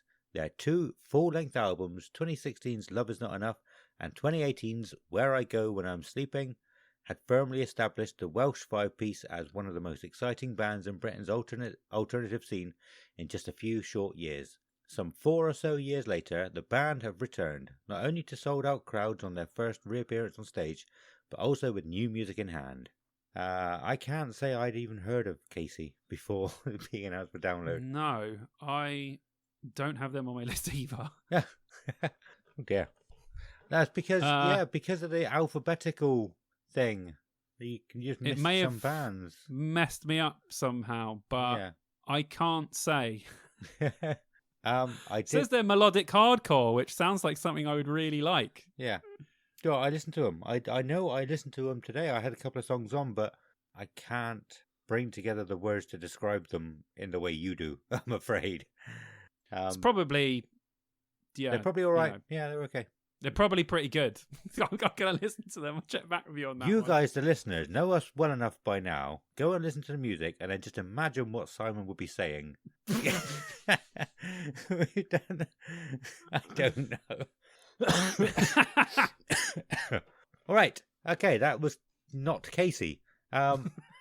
Kid Capici. It's Capi Chi. It's Ben Beetham, Eddie Lewis, George MacDonald, and Jack Wilson. 4 20-somethings with big personalities from Hastings who've been making music together for over half their lives in various configurations. And the 4 have dreamed up something special as Kid Capici, a behemoth of a band on and off stage thanks to the Hastings scene that nurtured them until they got their big break from Frank Carter. He invited them to play his birthday party, then join him on a major tour. Their best songs explore racism, in-work poverty, mental health, violence, frustration, and all-consuming love with honesty and humour. All their songs come studded with barbed wire hooks, bristling with the juddered shock of live experience, the cathartic thrill of a balled-up fist relaxing into an air punch. Oh, that was not easy to read, that one, but quite cool. Weirdly, in my notes, I've written modern alt rock, bit of punk in there too. Reminded me of Frank Carter. So nice. I was definitely right on that bit. It reminded me of Frank Carter a bit, and Slaves too. Well, they're called Soft Play now. Talk about a bad band name change. Yeah. But yeah, reminded me of those two. Good, very, very punky. I like it. I like that alt rock punky stuff like Frank Carter. I like it. It's got a bit of attitude. Still has this kind of punk mentality, but it's performed much nicer than a standard punk band. I liked it. It had a very British sound to it as well, and I like bands that don't feel like they go out of their way to try and sound not British. Like some bands, you would just never know that they're British. They don't have a British tone. You know what I mean? Like there's something about it that feels British, and sometimes in singers their British accent comes out, and I like that because it kind of defines where you're from. So yeah, I really liked them. I thought they were cool. I'm going to go back and check out more of their stuff because I really like Frank Carter. Yeah, and that's the kind of vibe that I got from these guys. So yeah, liked it a lot. excellent. What about you? I don't really know. Again, they were in the bands that I know I definitely listened to several times, but it just did not stick in my head at all. Like, and I've said that it seemed to be a lot of these bands. I've been listening to it for well over a week, but yeah, just some of these songs just did not stick. That's it. That's all I can say. Okay. I'm afraid. Okay. No, but yeah, that was Kid Capici. Nothing, Nowhere. One of Lao Tzu's many lessons in Tao Te Ching tells us that if we care about what other people think, we'll always be their prisoner. It's a principle that Joe Mullerin is learning to abide by on Trauma Factory. Recorded in the wake of the most tumultuous time of his life, Trauma Factory is the sound of healing, of picking up the pieces and reassembling them into something durable so that they may weather the next storm. Yeah, I've written trap, rap, metal, had a bit of everything, very different. I kind of liked it. It was a bit messy in places. Sometimes when you fuse stuff together, it doesn't quite work in places, but I did think it was different.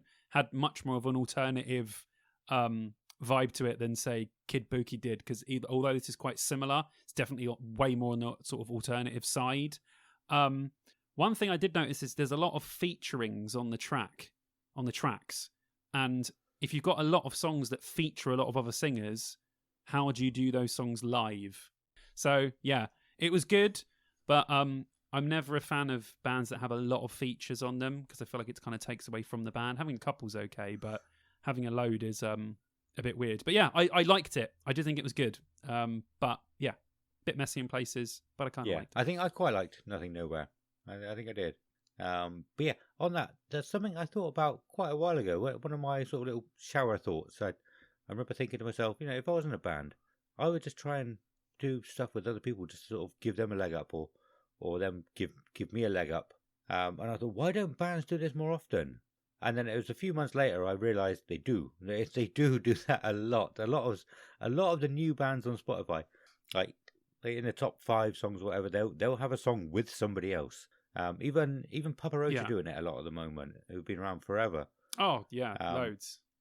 And I always try to find, if I want to check out a band, I always try and find a song that doesn't have anybody else, because you don't know how much of an influence the other person's band or the other band's music has on this particular song. But yeah, I thought it was funny. I'm glad I didn't say it, because I would look like a twat, because I was completely wrong, because bands are doing that a lot. And I would have been saying, why don't they do it? Yeah, especially new bands. New bands are doing that a hell of a lot, featuring other people, which is cool. I'm not necessarily a fan of it. It has to be very good if it's featuring other people, but it is what it is. I think I noticed, going off a little bit, I noticed a lot of YouTubers seem to do that. They they try to share their subscribers, so they'll have like a fake rivalry with another YouTuber, or a marriage or something, or they'll pretend to be really good friends and do loads of videos together. And I suppose just to sort of help each other out. If you've got a set of subscribers, somebody else does. If you do stuff together, you might swap subscribers. So maybe it's I get it in that sense. Maybe it's that culture coming through. Maybe it's the people who've grown up with that kind of thing who have gone, well, we'll do this music as well. It's just, or it just become part of what people do. I don't know. Oh yeah, definitely. If you can get other people's fans, or other people might see you on something else. I get it. I'm just not necessarily a fan of it because myself. You're old. But yeah, I totally you're get old, like me. Because I'm old. Yeah, I'm old. Oh fuck. It's a young person thing to do. Dude, we're like 20. How old are we? 24? Something around there. 25? 26? I don't know. Around there somewhere. I don't even know how old we are anymore. Excellent. Well, that was Nothing Nowhere. Bob Vylan. Having been a band for around 4 years, the Bob Vylan sound is ever evolving and crosses genres and sonic dimensions. They incorporate these multiple styles in their music in an attempt to bridge the genres and subcultures together. Their unique style has found them embraced by rock crowds and rap crowds alike, and their independent nature has seen them start their own record label by the name of Ghost Theatre to release their music free from the restraints of major label politics, a route that led them to number 18 on the UK album charts, 4 in the physical charts, and number 3 on the independent charts with their most recent album, Bob Dylan Presents The Price of Life. You need more full stops. Recent album, Bob Dylan Presents The Price of Life. The first time in history that an album entirely produced, recorded and mixed by the band and released on the band's own label has reached top 20, which is quite cool. Yeah, I've written alt rock with rapping. It's okay. People going about this guy being the fucking greatest thing ever. I don't personally see what all the fuss is about. I don't think it's anything spectacular. Good, but I don't think it's anything great from me personally. Yeah. Also, my phone auto-corrected it to Bob Vulcan, so he will be known now as Bob Vulcan. I think I remember quite liking it. Not something I listen to all the time. I could see how he'd be good and a lot of fun live. Reminded me of the King Blues a little bit, I would say. That kind of style, like London accent, talking. Not really singing that much, or not really rapping either too much. You've hit it on the nose there. Yeah, very much. Excellent. Okay, that was Bob Dylan. Def Vulcan. Vulcan. Def Havana.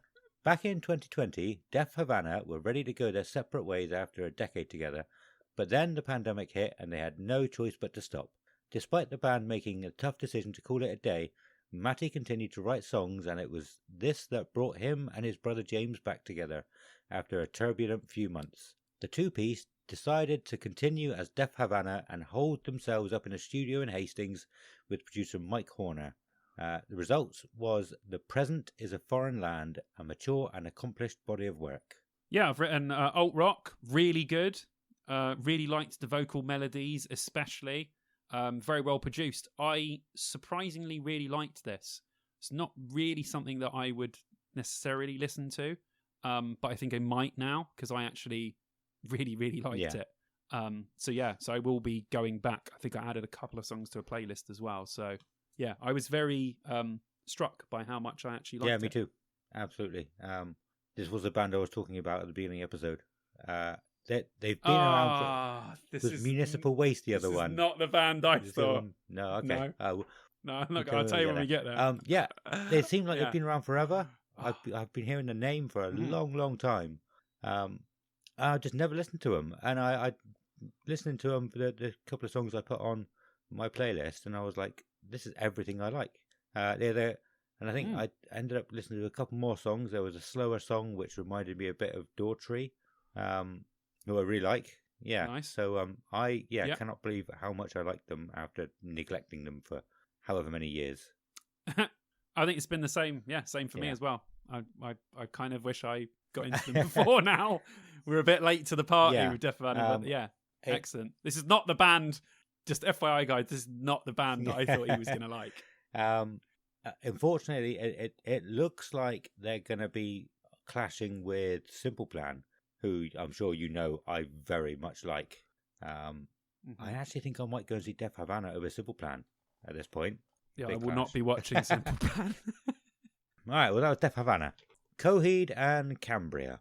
There's simply nothing else like Coheed's fictional universe in music, with other bands only just now beginning to embrace transmedia storytelling in a way that's come naturally to Coheed since their inception. In truth, Coheed got a head start not just on music, but pop culture in general, when comics were still considered the dusty domain of a subspecies of basement dwellers. Claudio Sanchez, is it Claudio or Claudio? Claudio Sanchez embraced Claudio. Embraced the medium as a means of telling his superpowered sci-fi story. That's something I have heard before, but I've never actually looked into them or what it's all about. But that's very cool. Yeah, I think all of they're very good storytellers. Their albums are all like, proper fucking stories all the way through. I've never been hot on them.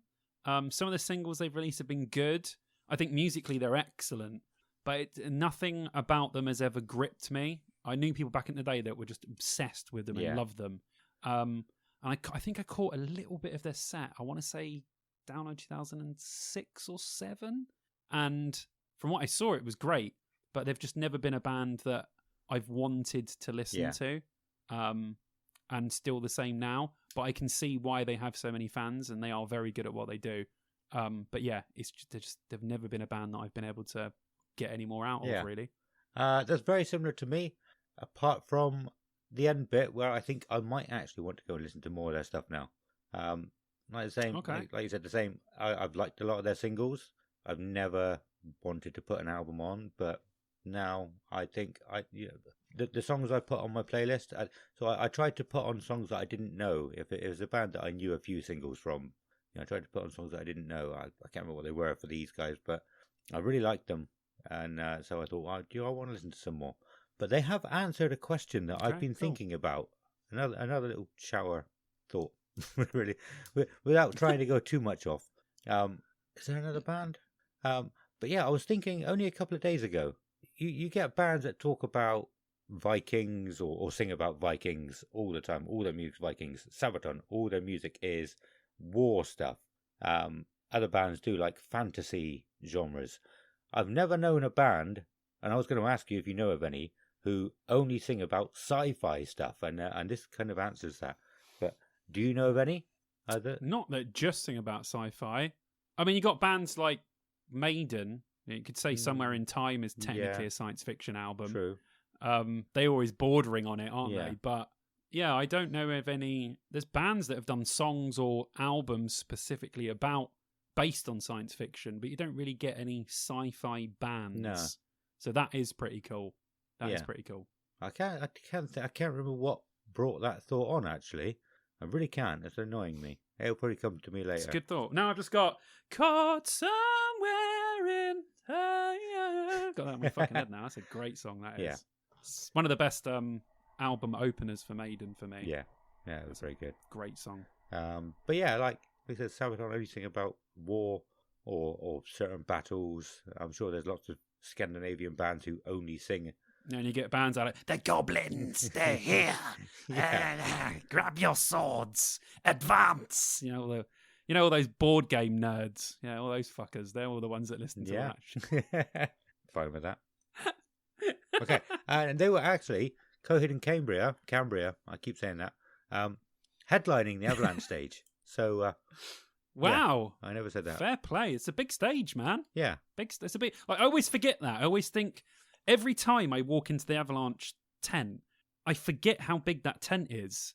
And I walk in, I'm like, this is actually a pretty fucking big tent. Like, if you're playing on the Avalanche stage, that's a decent stage to play. Like, it's quite a difference from the Dogtooth to the Avalanche.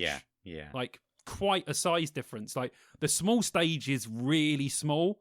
And what you would consider to be the medium-sized stage, which is the Avalanche, is actually quite big. Like, not stage-wise, but I mean tent-wise. You could pack a lot of people in there. So, yeah, that will Coheed and Cambria will probably be packed, I would have thought. Yeah, and I might even go and watch them, to be honest. But we'll see. We'll see. Okay, we're moving on now to the Opus stage. And opening the Opus stage on the Saturday is Static Dress. Few bands in the alternative scene had the devastating impact that Static Dress have over the last few years. Voted by Kerrang as the best new band of the year in 2021, their debut project Prologue set the stage for what is one of UK's music's most exciting creative forces. Yeah, great screamo band.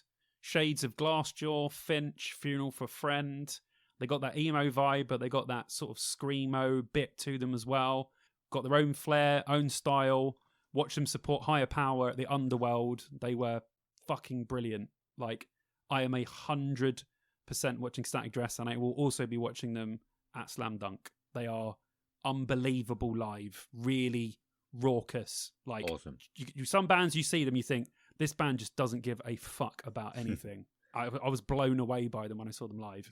So, yeah, I love this band. If you like, Finch, Glassjaw, Funeral, any of that kind of mid-2000s emo, almost going into the sort of heavier part of emo, screamo stuff, they are just wonderful. And it's a modern version of that, but really great. Yeah, I liked them. What did you think? Yeah, I really liked them. I I remember listening to them when probably close to when we first started the podcast, and you were talking about them, Higher yeah. Power, Turnstile, I want to say. Turnstile was another one I would have mentioned. Yeah, definitely. I didn't like them. I definitely listened to them, and I wasn't overly keen on them. But yeah, when I heard them for this episode, I did really like them. Yeah, I thought that the funeral for friend part would sort of work its way into your ears a little bit, because I thought about them. I was thinking, there's some parts that are very funeral. I thought they're going to work their way into Adam's ears, and I'm glad I was right. Yeah, I really like them. Hopefully they don't clash with Anti-Saint, because they're both first on. Fuck's sake. Okay, that was. Let me scroll up again. That was Static Dress. Stray from the path. Life often resembles a game of chess. Players outside of our control make moves that affect our everyday existence. However, recognition remains the first step to revolution. Once you know the game, you can make a difference in the outcome. On their 6th full-length album, Only Death is Real, from Sumerian Records, Stray from the Path survey the playing field and provide a book of bloody battle notes etched in hardcore energy, metal fire, and hip-hop poetry. That wasn't an easy one to read. No. Stray from the Path. Loved them instantly. Instantly added 3 or 4 songs. I've been recommended these guys before, but I haven't had a chance to check them out. It's kind of hardcore metal-y, shades of new metal on it, good breakdowns. I got Biohazard vibes on some tracks, like old school hardcore stuff. Sounded a little bit like Higher Power as well. Loved the vocals, loads of energy. Sometimes they sounded almost Rage Against the Machine-y. Just very good. Everything I liked. I thought they were really good. I can't believe I haven't listened to Stray from the Path before.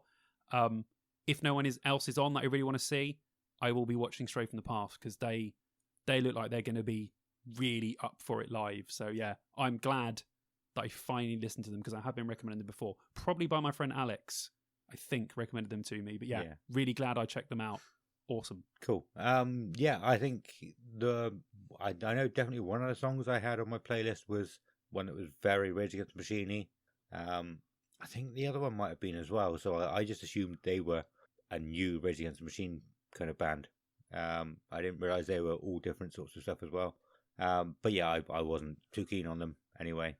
I wouldn't have listened further to find out anymore. Okay. That was Stray from the Path. Municipal Waste. Thrash should leave you breathless, busted up, and maybe even a little drunk, in a cut-off denim vest adorned with barely legible patches. Since 2001, Municipal Waste have uncompromisingly stuck to their guns as hard-partying and even harder-hitting torchbearers of 21st century thrash metal. The Richmond VA Quintet, Tony Forrester, Ryan Waste, Philip Landfill Hall, David Witt, and Nick Paulus have transformed from a cult favourite into metal mainstays for a generation. What did you think? Well, thrash. We all know the score with me. Not a thrash guy at all. Listened to 2 songs and went, nope, not for me. Don't like thrash in many forms. But it was good. It was good thrash. I see tons of people wearing Municipal Waste t-shirts, so they must be quite popular. I've heard that they are very, very good live. So I'm sure that a lot of people at Downer will be enjoying them. But as I said before, not a thrash guy, so wasn't for me at all. Yeah, I think I quite liked them.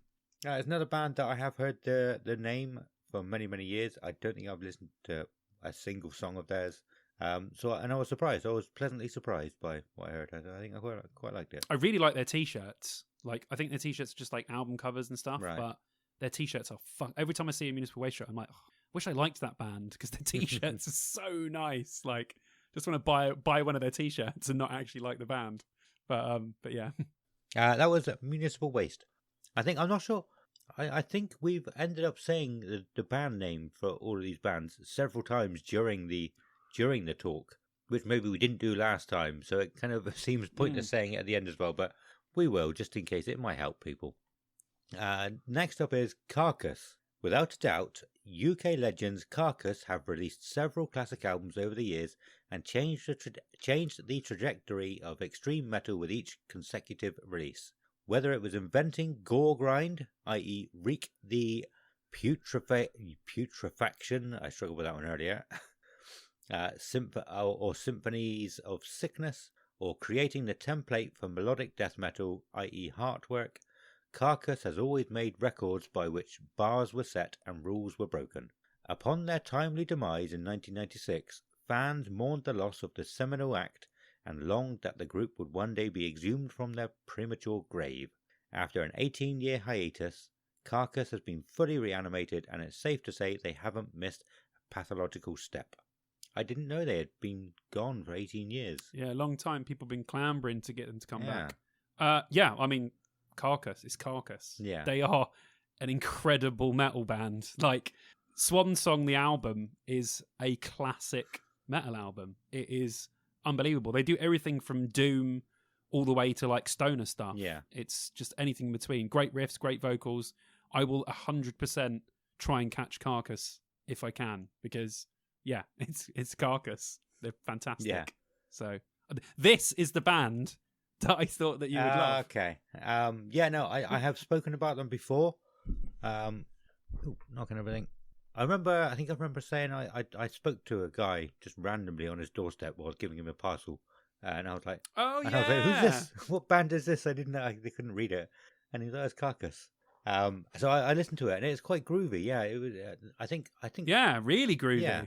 I think the songs that I put on my playlist for this episode, they weren't as good as the songs I listened to before. I can't remember which songs they were now, but yeah, I just the guitar was a really cool groove to it, I thought. Yeah, really groovy. Really great band. Great. If you like metal and you haven't heard Carcass, you have to check out Carcass, man. They're fucking awesome. Just put the Swan Song album on. I guarantee you'll get to the end and be like, holy shit, that was amazing. Motionless in White. Motionless in White harnessed the power of an unholy union between industrial metal dissonance, spellbinding gothic pop bombastic, and big screen worthy iconography to emerge as 21st century rock's most iconoclast and cinematic force. Climbing out of the shadows of a rust belt in Scranton, PA, the group have tirelessly earned the undying allegiance of a devout worldwide audience, one record at a time. Fucking love Motionless in White. Yeah. Yeah, I wouldn't say love them. I didn't really care about them before back in the day, but now every time I hear them, I like them more and more. Yeah. And I think I was in the car with my friend Alex, who I talked about previously, and he was playing some, and I was like, who is this? This is sick. Yeah. It's Motionless in White. I was like, dude, this is awesome. Like, what the hell? How have I not listened to this before? So yeah, like I think they're really, really, really good. I think I caught a little bit of their set in 2017, I think 17 or 18. And I was like, well, pretty damn good, actually. I quite like them. So they're probably a band I'm going to delve into a little bit more, because they really, over the years, they've surprised me about, I thought I didn't like them. Actually, turns out I actually quite like them. So yeah, good. Awesome. Yeah, they're one of Kelly's favourite bands. And I had never listened to them until about a month ago. I think she got one of their albums for Christmas and put it on in the car, so I never bothered changing it for like a 10-minute journey. And I kept hearing songs coming on, and I was liking them more and more. It kept coming randomly on my Spotify as well.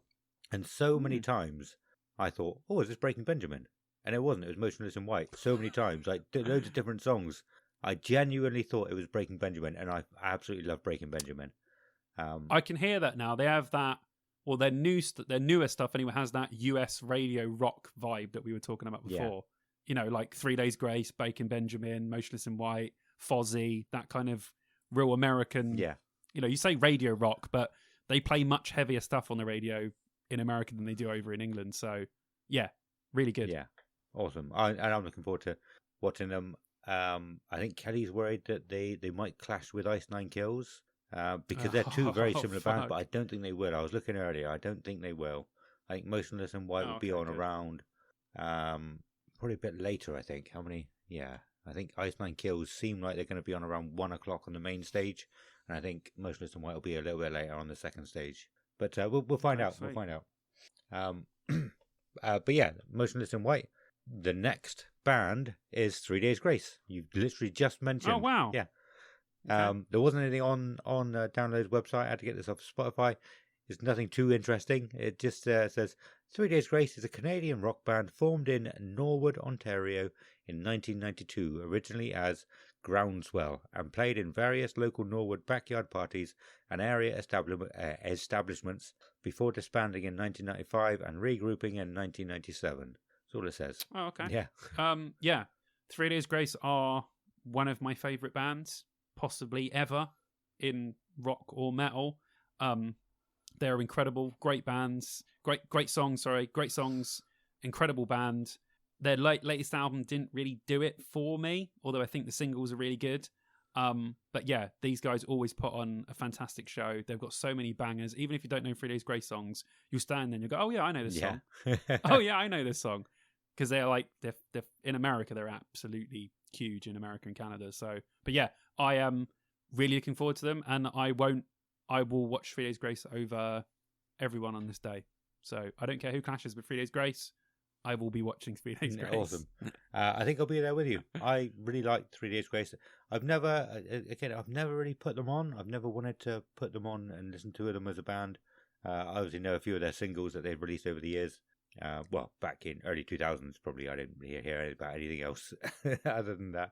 But yeah, the two songs I put on for this episode on the playlist blew me away. I was like, both times, like I had to look up like who it was. Like a lot of other bands or a lot of other songs, I would be listening to it. I wouldn't be too interested. I'd make sure I look at who it was before the end of the song.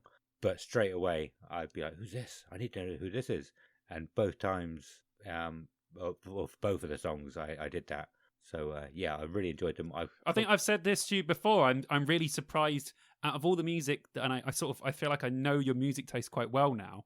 I think you would have been listening to 3 Days Grace, since day all the way up to now, because they're very consistent. Yeah. And they're right in the sort of wheelhouse of stuff that you would like, which is why when you said to me, oh, I don't really listen to 3 Days Grace, I was really surprised by that at the time. I was like, dude, this is like everything that you like about bands. Why have you not been listening to 3 Days Grace? Yeah.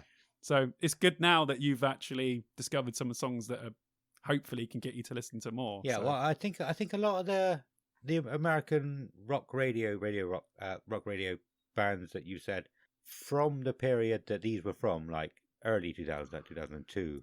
I don't know when they. Yeah. But yeah, you got. I think 2003 was their first album. Oh, was it?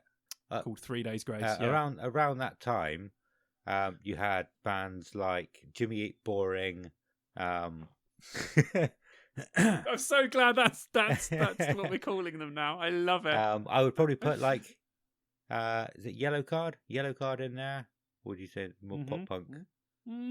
Kind of, but yeah, I can see what you mean. Definitely the same era. Yeah, 100%. I never got into any of those bands. I got into sort of rock radio bands probably in the late 2000s. So bands like Three Doors Down, Breaking Benjamin, Chris Daughtry. So yeah, I never got into them at this point, although I should probably go back and listen to all of them, all of those bands that were around before. I mean, I don't know, Three Doors Down and Breaking Benjamin have been around for a long time anyway, so they might have been around. Yeah, hell of a long time. They were, but yeah, I'm always surprised. Yeah. But now I'm glad that you're liking some 3 Days Grace, because yeah, this will be like the fourth time I've seen them, and you're gonna love it, man. They're fucking really good. Awesome. And it's great to have a Canadian band on there. Yeah, I think the next band Canadian is Montreal Canadian. Yep. Simple Plan. The multi-platinum Montreal-based band boasts worldwide sales topping 10 million.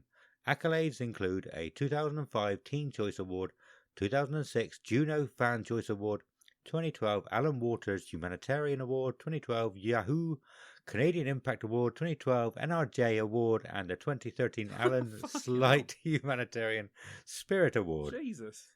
I mean, that's a lot of stuff, but I don't think anybody reading this kind of thing would care what they've won over the years. It's not going to make them want to listen to a band. Seems like true, but sometimes as a band, I mean, when is a better place to show off than in your bio? Very, so it's very fair true. enough. Yeah. Yeah. Yeah. I mean, Dear Download's bio will soon say, best 10-pin bowler in best new podcast, best 10-pin bowler in the county. I don't know. Second place chess tournament 1998. Who cares? Oh no, I'll probably tell you those kind of stories anyway. Actually, so you might care. They're talking to listeners, not you. Right? We should just list all the trophies we've won. Like up there, I'll put my Division 3 Power Pro 5-a-side medal winner 2019. We should just list all the pointless things that we've and all of our qualifications as well. Just like load of shit that no one cares about. Just so we can show off all of our attributes. Simon Bond has an IFWM diploma in facilities management. Just fucking put that on there. GCSEs. All of it. All of it. Brilliant. MVQs, fucking any of it. I like that. We should. Yeah, we should do Fuck. that. That would be hilarious. Yeah, take a long time to get together. Who cares? Yeah, that would be amazing. Right. Okay, so I go back to it. Simple Plan have won a lot of shit. All right, just take that. Simple Plan have remained an international sensation for over 20 years, with worldwide sales topping 10 million and over 1 billion streams. I didn't. I said over 1 international sensation. Right, well, so two international. No, sorry, 10 million, over 1 billion streams across all streaming platforms. The "I'm Just a Kid" trend on TikTok has 4.3 billion views, and the "I'm Just a Kid" challenge hashtag has over 590.9 million views and counting. Plus, they've received numerous awards and accolades the world over, and to date they have performed for insatiable audiences in over 60 countries. Sorry, Simple Plan. I really like Simple Plan. I couldn't help but get distracted. Fair play to by them, that. man. They've done a lot of stuff. Fair play. Yeah. Why not? I never liked Simple Plan. I never did, and I still don't. as it turns out. Okay. They're one of those bands that when I was on Kerrang back in the day or Scuzz, soon as Simple Plan came on, flick it over, boy. Yeah. See what's on the other channel. That's just my personal view on Simple Plan. Yeah. I don't dislike them. Don't get me wrong. If I was like, "What are you doing, dude? Should you just drink, or should we go watch Simple Plan?" Me and Adam would go and watch Simple Plan, and I'm sure I would enjoy it. Yeah. Awesome. Yeah, I very much like Simple Plan. I have always liked Simple Plan. They're one of those bands, along with Story of the Year that I was talking about earlier. I don't really make the playlist I used to, but for like up until 2010, 2015, that sort of thing, when I was making new playlists, when I had the original iPod, actually, that's that sort of time when you couldn't get it on Spotify, whatever you wanted. You had to put specific playlists on your MP3 player or whatever you had. Yeah. There were certain bands, Simple Plan was one of them, Story of the Year, who they had songs that made it into every single playlist I made for at least 10 years, 15 years, all the time. Saliva was another one, and Iron Maiden, like probably my four top favourite bands there. Simple Plan was in there. There was a few others. Nice. But, yeah. I don't know if you had that, where there was like, I mean, because they're all completely different genres as well. Every single one of those bands. Yeah, that's a really weird playlist. Yeah. It's very jarring. But I couldn't get enough of Simple Plan. I haven't really paid attention to their latest albums in the last sort of 10 years. I think I tried to listen to one of their albums when they released it about 10 years ago. Couldn't get into it, so I've not listened to anything new since then. That made huge numbers on Spotify. Wow. Right. Wowza. Yeah, huge numbers. Okay. But We're talking hundreds of millions Jesus of listens. Wow. Nice. But yeah, I mean I think I said about it on an episode a little while ago, and you probably you didn't care about it. I understand now. But one of the songs I put on was the Summer, All Summer Long. Not All Summer Long, because that was Kid Rock. Fuck's sake, what was it? Summer Paradise? Summer Paradise, yeah, with Jean Paul. And I think it's from that point, I haven't listened to really anything new, but such a good song when that came out. I don't know if you ever listened to it. No, I don't think I heard that one. You should listen to it. Okay, I'll give it a listen. Definitely, yes. I mean, it makes you feel so good. Yeah. But anyway, I'm going on one about Simple Plan. Like I said though, I might see Def Havana over Simple Plan if they clash, because I think I saw Simple Plan. The last time I saw Simple Plan was, I want to say, like 2017, 2018, maybe, probably 2017. I think they were headlining the third stage, the Avalanche stage, and now they are sub-headlining on the second stage, which I think is a step up, I would say. Yeah, it is. Yeah. Definitely. That's going to be super popular because they are super popular. So I guarantee you that'll be packed for Super Plan. Yeah. Super Plan? Who the fuck is Super Plan? For Simple Plan. But yeah, I mean, I wasn't that bothered about seeing them the other year, though, when they were in the tent. Maybe things will change, but Okay. I like Simple Plan, basically, is what I'm trying to say. Placebo, headlining the Apex stage, headlining the Opus stage is Placebo. Placebo are on fire again. More than a quarter century since vocalist guitarist Brian Molko and bassist Stefan Olsdal started bashing around with broken guitars and toy instruments in Molko's front room in Deptford. The core duo have dug very deep to spirit up their gobsmackingly urgent eighth long player called Never Let Me Go. This is really hard to read because they're using made up words. They don't call it an album, they call it a long player. Anyway, it's called Never Let Me Go. It channels all of their skill as songwriters and sound makers into music that satisfies their near brutal appetite for self-expression, but also seeks a furious relevance with the early 20s world we all find ourselves in. Crawling out of the pandemic into a landscape of intolerance, division, tech saturation, and imminent eco-catastrophe. I reckon Brian Molko wrote that because he's a bit weird. He is a strange man. What do you think of Placebo? I don't like Placebo. No? No. Yeah, I really like Placebo. They're just great. They're a fantastic band. Alternative rock stuff. Some of it's very, very gothy. When I was playing bass and singing in a band, in the original version of the band we were called Escape Code, people used to tell us all the time that we sounded like Placebo. And I thought that was a massive compliment. Yeah, I was like, awesome. Really? They're like, yeah. I'm like, oh, fucking hell, dude, that's fucking awesome. Love Placebo. But yeah, I like them as a band. I think that they're excellent. I've never seen them live, so if no one that I really, really want to see, or I at least want to catch a little bit of their set, Yeah. to sort of say that I've, not seen. I don't think you've seen anyone until you've watched the whole set. If you've caught a bit of the set, you've watched a little bit of the set. If you watched the whole set, you've seen the band. Yeah. That's just my personal thing when you're saying you've seen a band. But I do want to catch a little bit of the set if I can, because I think it'd be some of the songs I really, really, really want to hear live. Yeah. So, yeah, I'm really glad that Download have landed them. Yeah. I think that's a really, really cool band and very different to actually get on there. I think that might draw some sort of new-ish people in to Download, which is really good. So yeah, I'm very happy that they're playing. I've seen a lot of people saying they really like them, and yeah, I'm not surprised, to be honest. It does seem like a lot of people like Placebo. It's not surprising. I actually saw them at Sonosphere. Wow! I saw some of the set at Sonosphere. I Some don't of think the I watched set. the whole You set. Maybe I didn't did. see them. I agree with you there. still. Because I got over going to see a band to say I'd seen them a long, long time ago.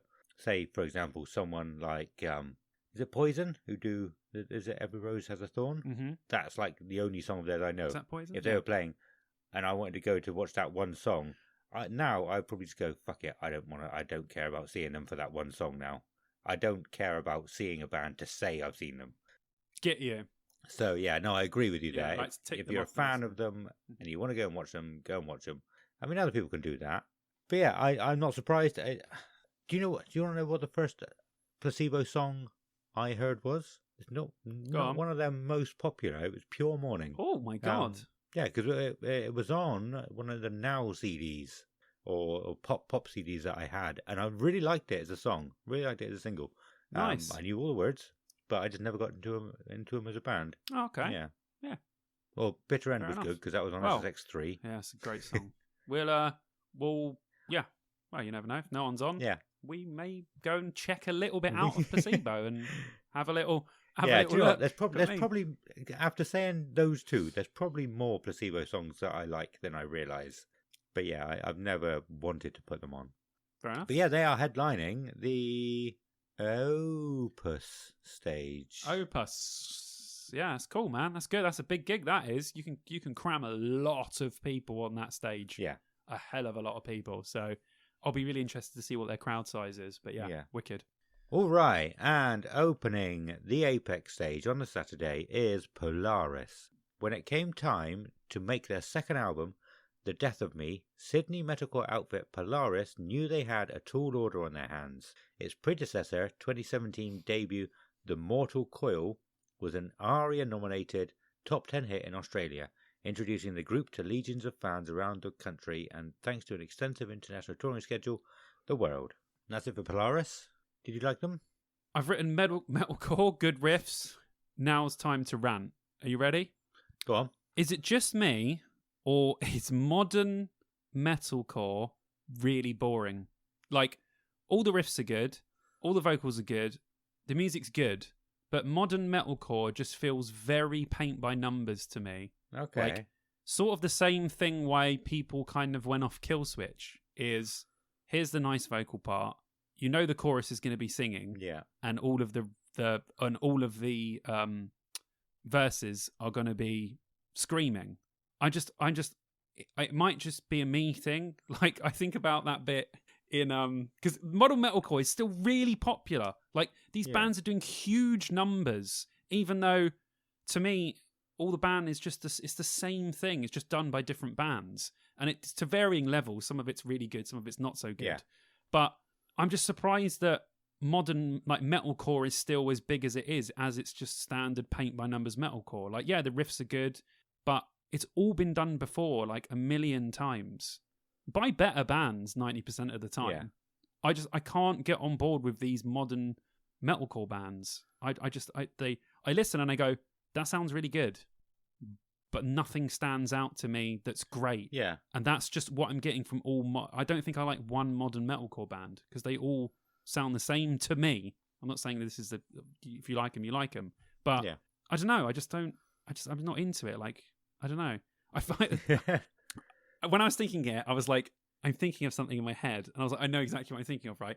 Do you remember in Zoolander? I've not seen Zoolander. Have you seen Zoolander? No. Okay, there's a bit in Zoolander when Will Ferrell's character, Mugatu, says about Zoolander only having one look, because he does this Magnum thing and he turns around, and it's all of his calendars are exactly the same look in every single modelling calendar, but no one notices.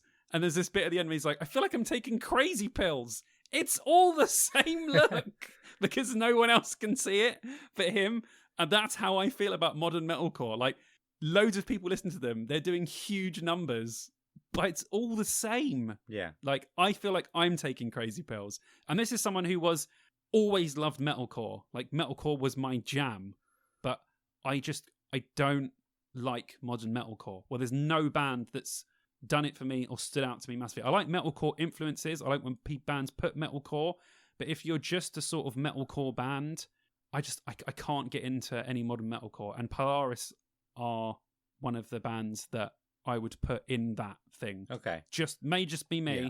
If you agree with me, say. If you don't, say. Yeah. But yeah, like, that's just my metalcore rant. Sorry. No, it's fine. I can't agree with you because I don't know. I haven't. The same as I said about new metal. I've not gone out and gone, right, all these bands are metalcore.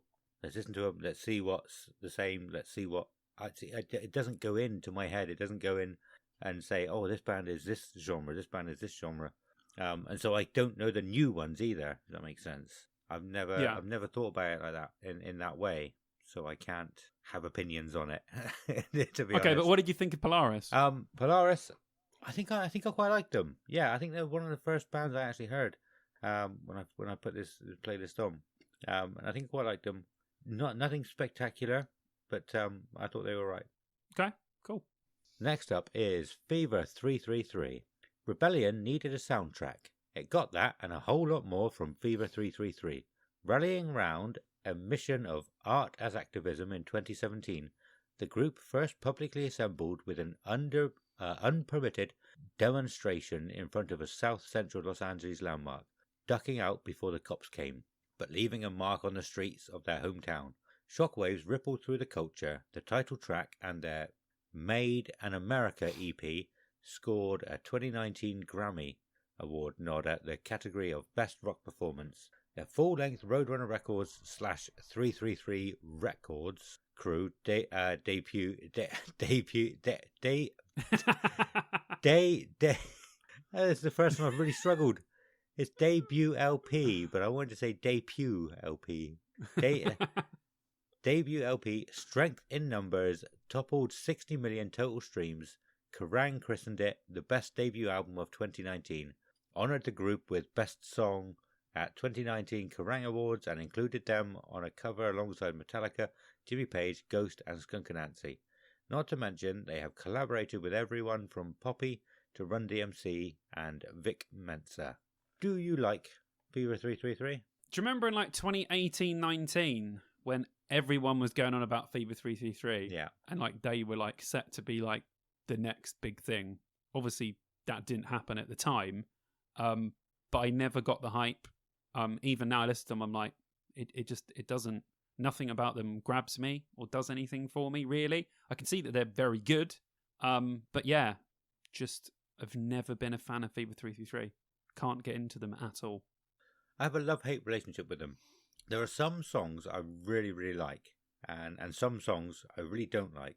But there's also like some songs where parts of it I really like and parts of it I don't like. That's all I've got. Like when they're good, they're very, very good, or when they're to my taste, they're very, very good. I think, but when they're not, yeah, like they're an 8 out of 10 and also a 2 out of 10. So it's very, very polarized. Okay, me. That's interesting. Yeah. I like that. Fever 333. They're definitely popular, so I'm sure they'll have a big crowd. Yeah, for sure. Next is Ice Nine Kills. Ice Nine Kills make music both timeless and timely, mixing metal, hardcore, and punk with accessible power.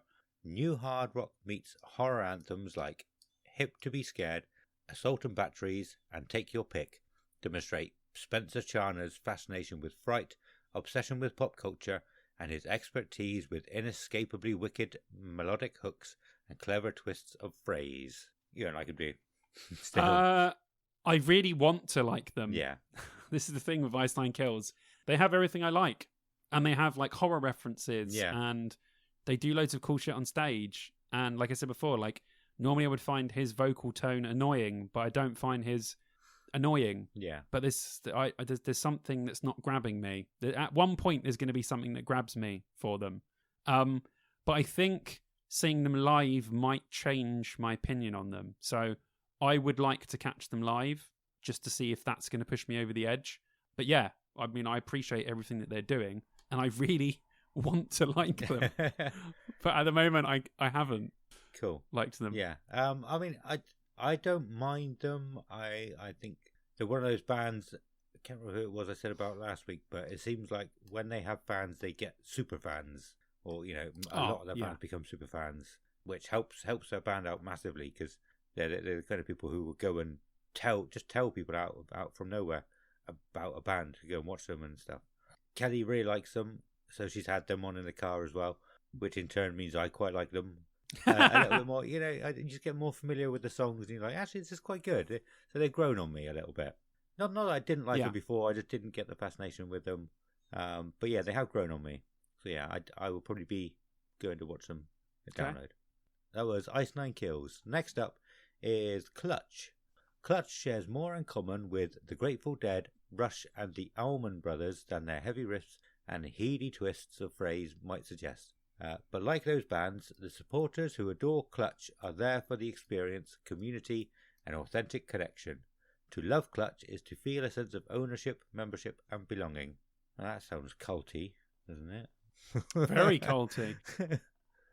Clutch are a very culty band, though. Yeah. Like you just said about Ice Nine Kills. If you like Clutch, you love Clutch. Yeah. You don't love him. You don't like him. Sorry, you loved Clutch. Yeah. I've never got into Clutch. I'm not necessarily a fan of their type of stuff. His vocal tone is not something that I like. It's a bit roary, as I would say, but musically they're fantastic.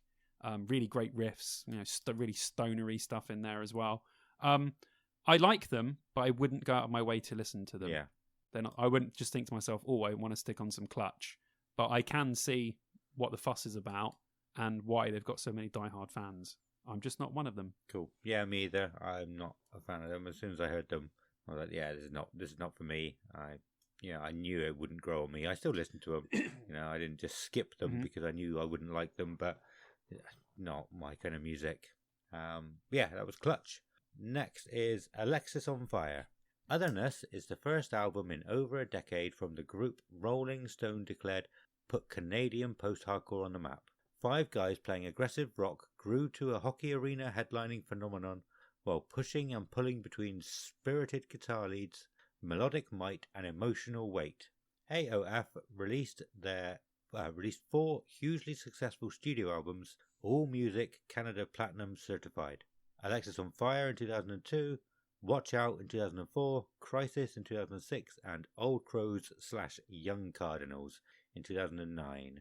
I think I quite like them. Yeah, the weird thing about Alexis on Fire is Watch Out, the album is probably in somewhere in my top 50 best favorite rock metal albums of all time. It's unbelievable. Yeah. But Right. I haven't loved anything outside of that album that much, apart from a few singles. But that album, Watch Out, is just a wowzer album. I absolutely love it. But everything outside of that has never given me the same feelings or love that I have for that album, which is really weird because I never normally do that with bands. There's never normally one album that I love. I normally love a couple or all of it. Yeah. But this is one of the only bands where I genuinely love one album and the rest doesn't really do it for me, which is very strange. Yeah. But they are a fantastic band. I've never seen them live either, so I think that might be quite interesting to see. But God, if you've never heard the album Watch Out, just Jesus, what a fucking great album that is. Well, I'll go listen to it. I have to download when I've got my listening time back. Listening ears back on. It was Alexis on Fire. Disturbed are sub-headlining on the Saturday. Fantastic. Emerging out of Chicago at the turn of the century with an insidious, infectious, and inimitable vision without comparison, Disturbed have quietly dominated hard rock on their own terms. They make the kind of music that pushes you to hold on tighter, fight harder, and persevere forever. It's why they've quietly claimed a place at the forefront of 21st century's rock with record-breaking success. Sales of over 17 million plus units, nearly 8 billion streams, and sold-out shows around the globe. The 2-time Grammy Award-winning nominated quartet have notched 5 consecutive number 1 debuts on the Billboard Top 200, occupying rarefied air alongside Metallica, the only other hard rock group to accomplish this feat. I don't know what that all means. Nice. Which bit is the only thing that Metallica have done? Not brilliantly written. They've done something, Metallica have done. Done really, really good. Well done, Disturbed. Next up, Metallica. Go. Skip past them. Yeah, I love Disturbed. Always have. They were the first band I ever saw at my first ever metal show. I saw them support Marilyn Manson in 2000, which was my first ever recollection of a metal show, was walking in and Disturbed starting. Yeah. So they always hold a little place in my heart when they used to bring David Draymond out on the electric chair and the electric chair would electrocute him. It was pretty cool. Great. They've also done probably 2 of my favorite metal albums of all time, which is The Sickness, which is just a fucking masterpiece, and 10,000 Fists, which I think might be even better than The Sickness somehow. Everything else of theirs I pick from. Yeah. There isn't another standout album. Indestructible was quite good, but I pick from their stuff. But I could make a 4-hour playlist of Disturbed songs. Nice. And they'd all be bangers. Really, really great band. I haven't seen them live since Download 2008. So I am really excited to see all the songs that I've never seen them play live before, post 2008, which they've had loads of bangers since then. So yeah, really glad that they're doing well. And again, carrying the flag for why new metal is so big and so popular, because of bands like these guys and Papa Roach and Linkin Park and Limp Bizkit. These bands just, some of them might have stopped in parts, but bands like Disturbed, they've just been going the whole time, just fucking continuing to make music and evolve slightly. If you listen to, Down with the Sickness and you listen to modern Disturbed, there is a lot of difference. It's the same, but there's a lot of other stuff in it. So they have grown and evolved, and I'm really, really excited about seeing Disturbed. It's going to be fantastic. Yeah. And what will Sub-Headliner get you? An hour, maybe? Hour and a half, maybe? Yeah, I'd say about an hour. That's a fucking lot of it's a lot of Disturbed songs. So yes, Yeah. I'm very excited.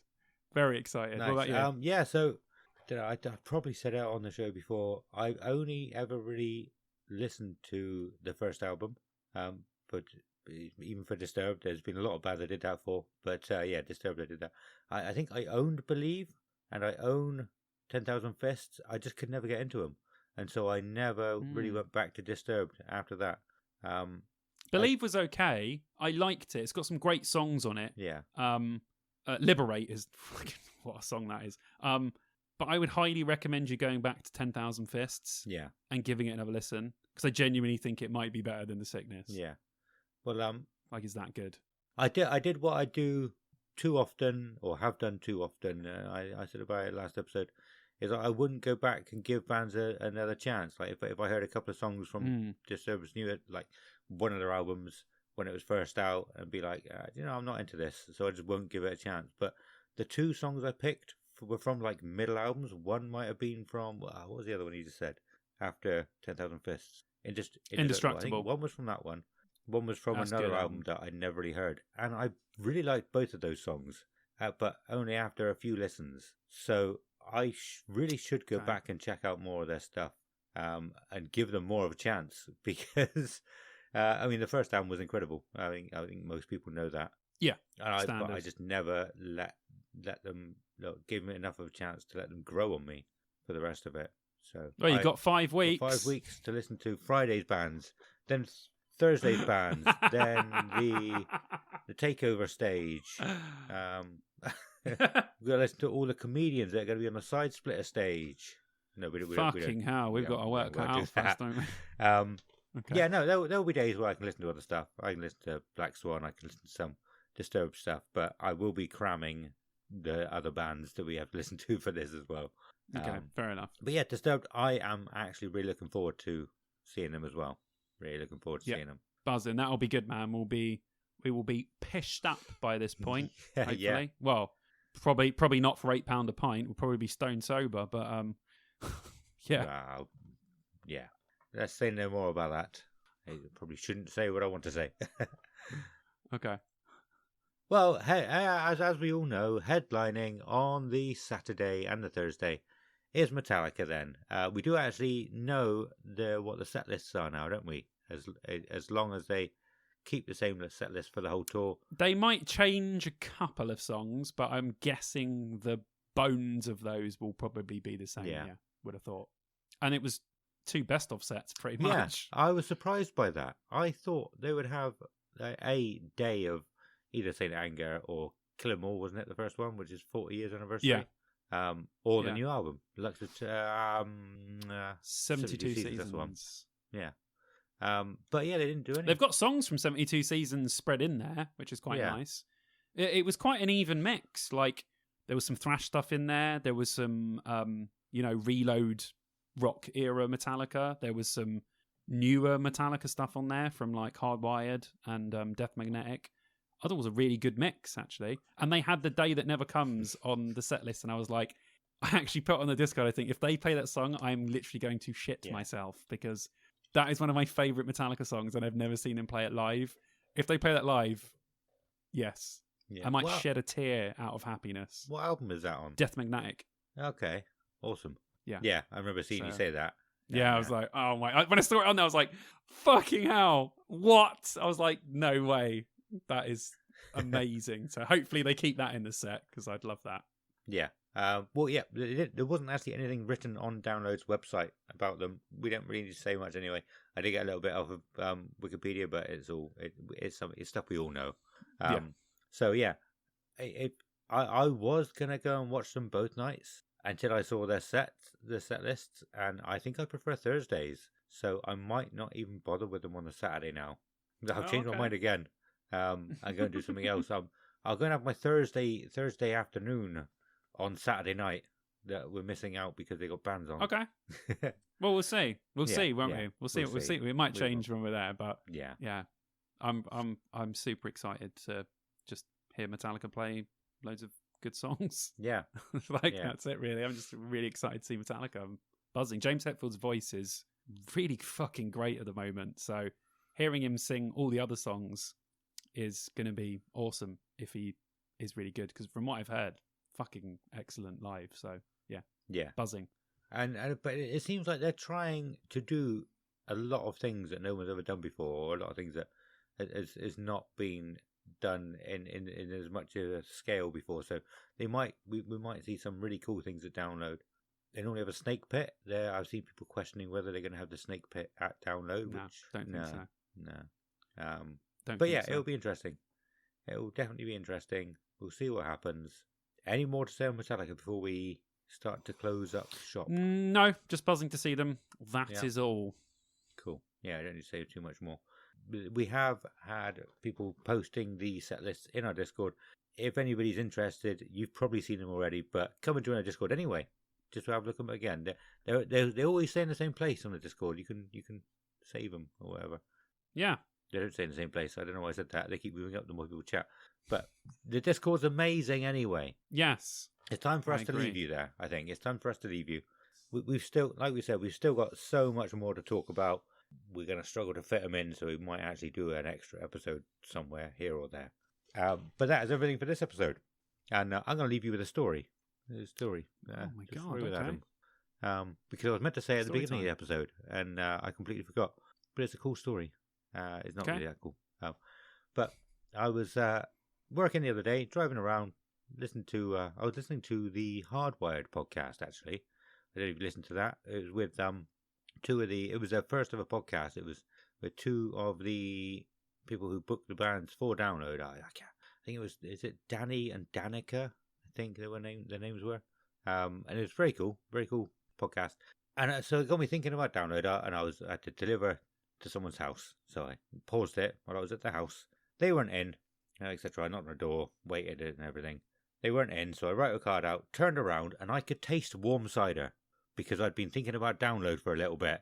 Like, literally, I didn't even think about it. It was just there in my mouth, and I was like, where's this come from? Like, it wasn't actually warm cider. I wasn't drink driving or anything like that. But just the memories and thinking about Download just triggered something to, like, actually taste warm cider. Not even think about warm cider or warm alcohol in general. But, like, my mouth went, yeah, this is what it tasted like, remember? Wow. It was weird. That's crazy. Yeah. Your body is now manifesting Download in physical form. Smells and tastes. Yeah. This is how crazy your body's got now. It's actually manifesting things about Download Festival. That's fucking incredible. Yeah. I was meant to say that at the beginning of the episode, but I completely forgot. So you can have it at the end. But yeah, it's time for us to close up here. We've spoken for much longer than we normally do again, but that's fine. We're in the good bit now. We're in the lead up to Download, countdown to Download episodes. Yeah. 35 days, man. 35 Woo! days. So close. Yeah, that's it. Thank you all for listening. We love you all. We've grown far beyond our expectations.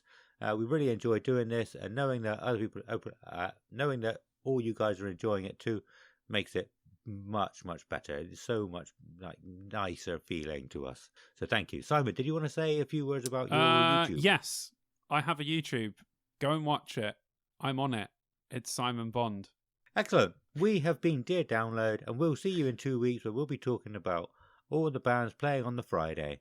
We're not going to put an extra episode out in between this because we will be at Simon's Stag Do in the week between this. So yes. Next episode you'll hear all about that probably too.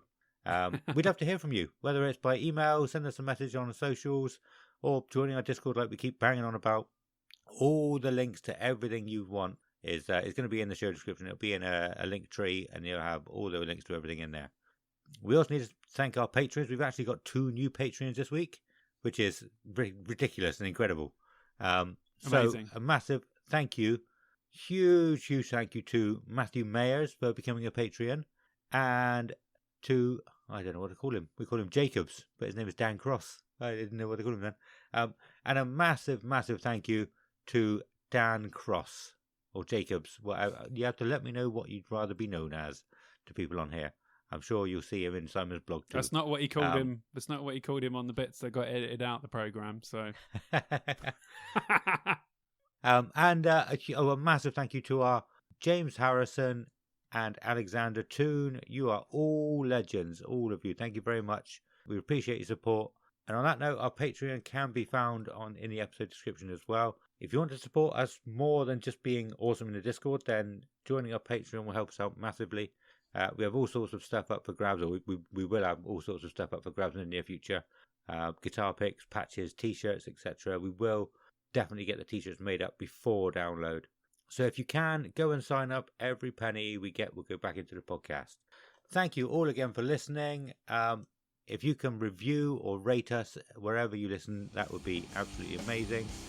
We have been Dear Download, and it's a goodbye from Simon. goodbye, y'all. And a goodbye from me. Goodbye.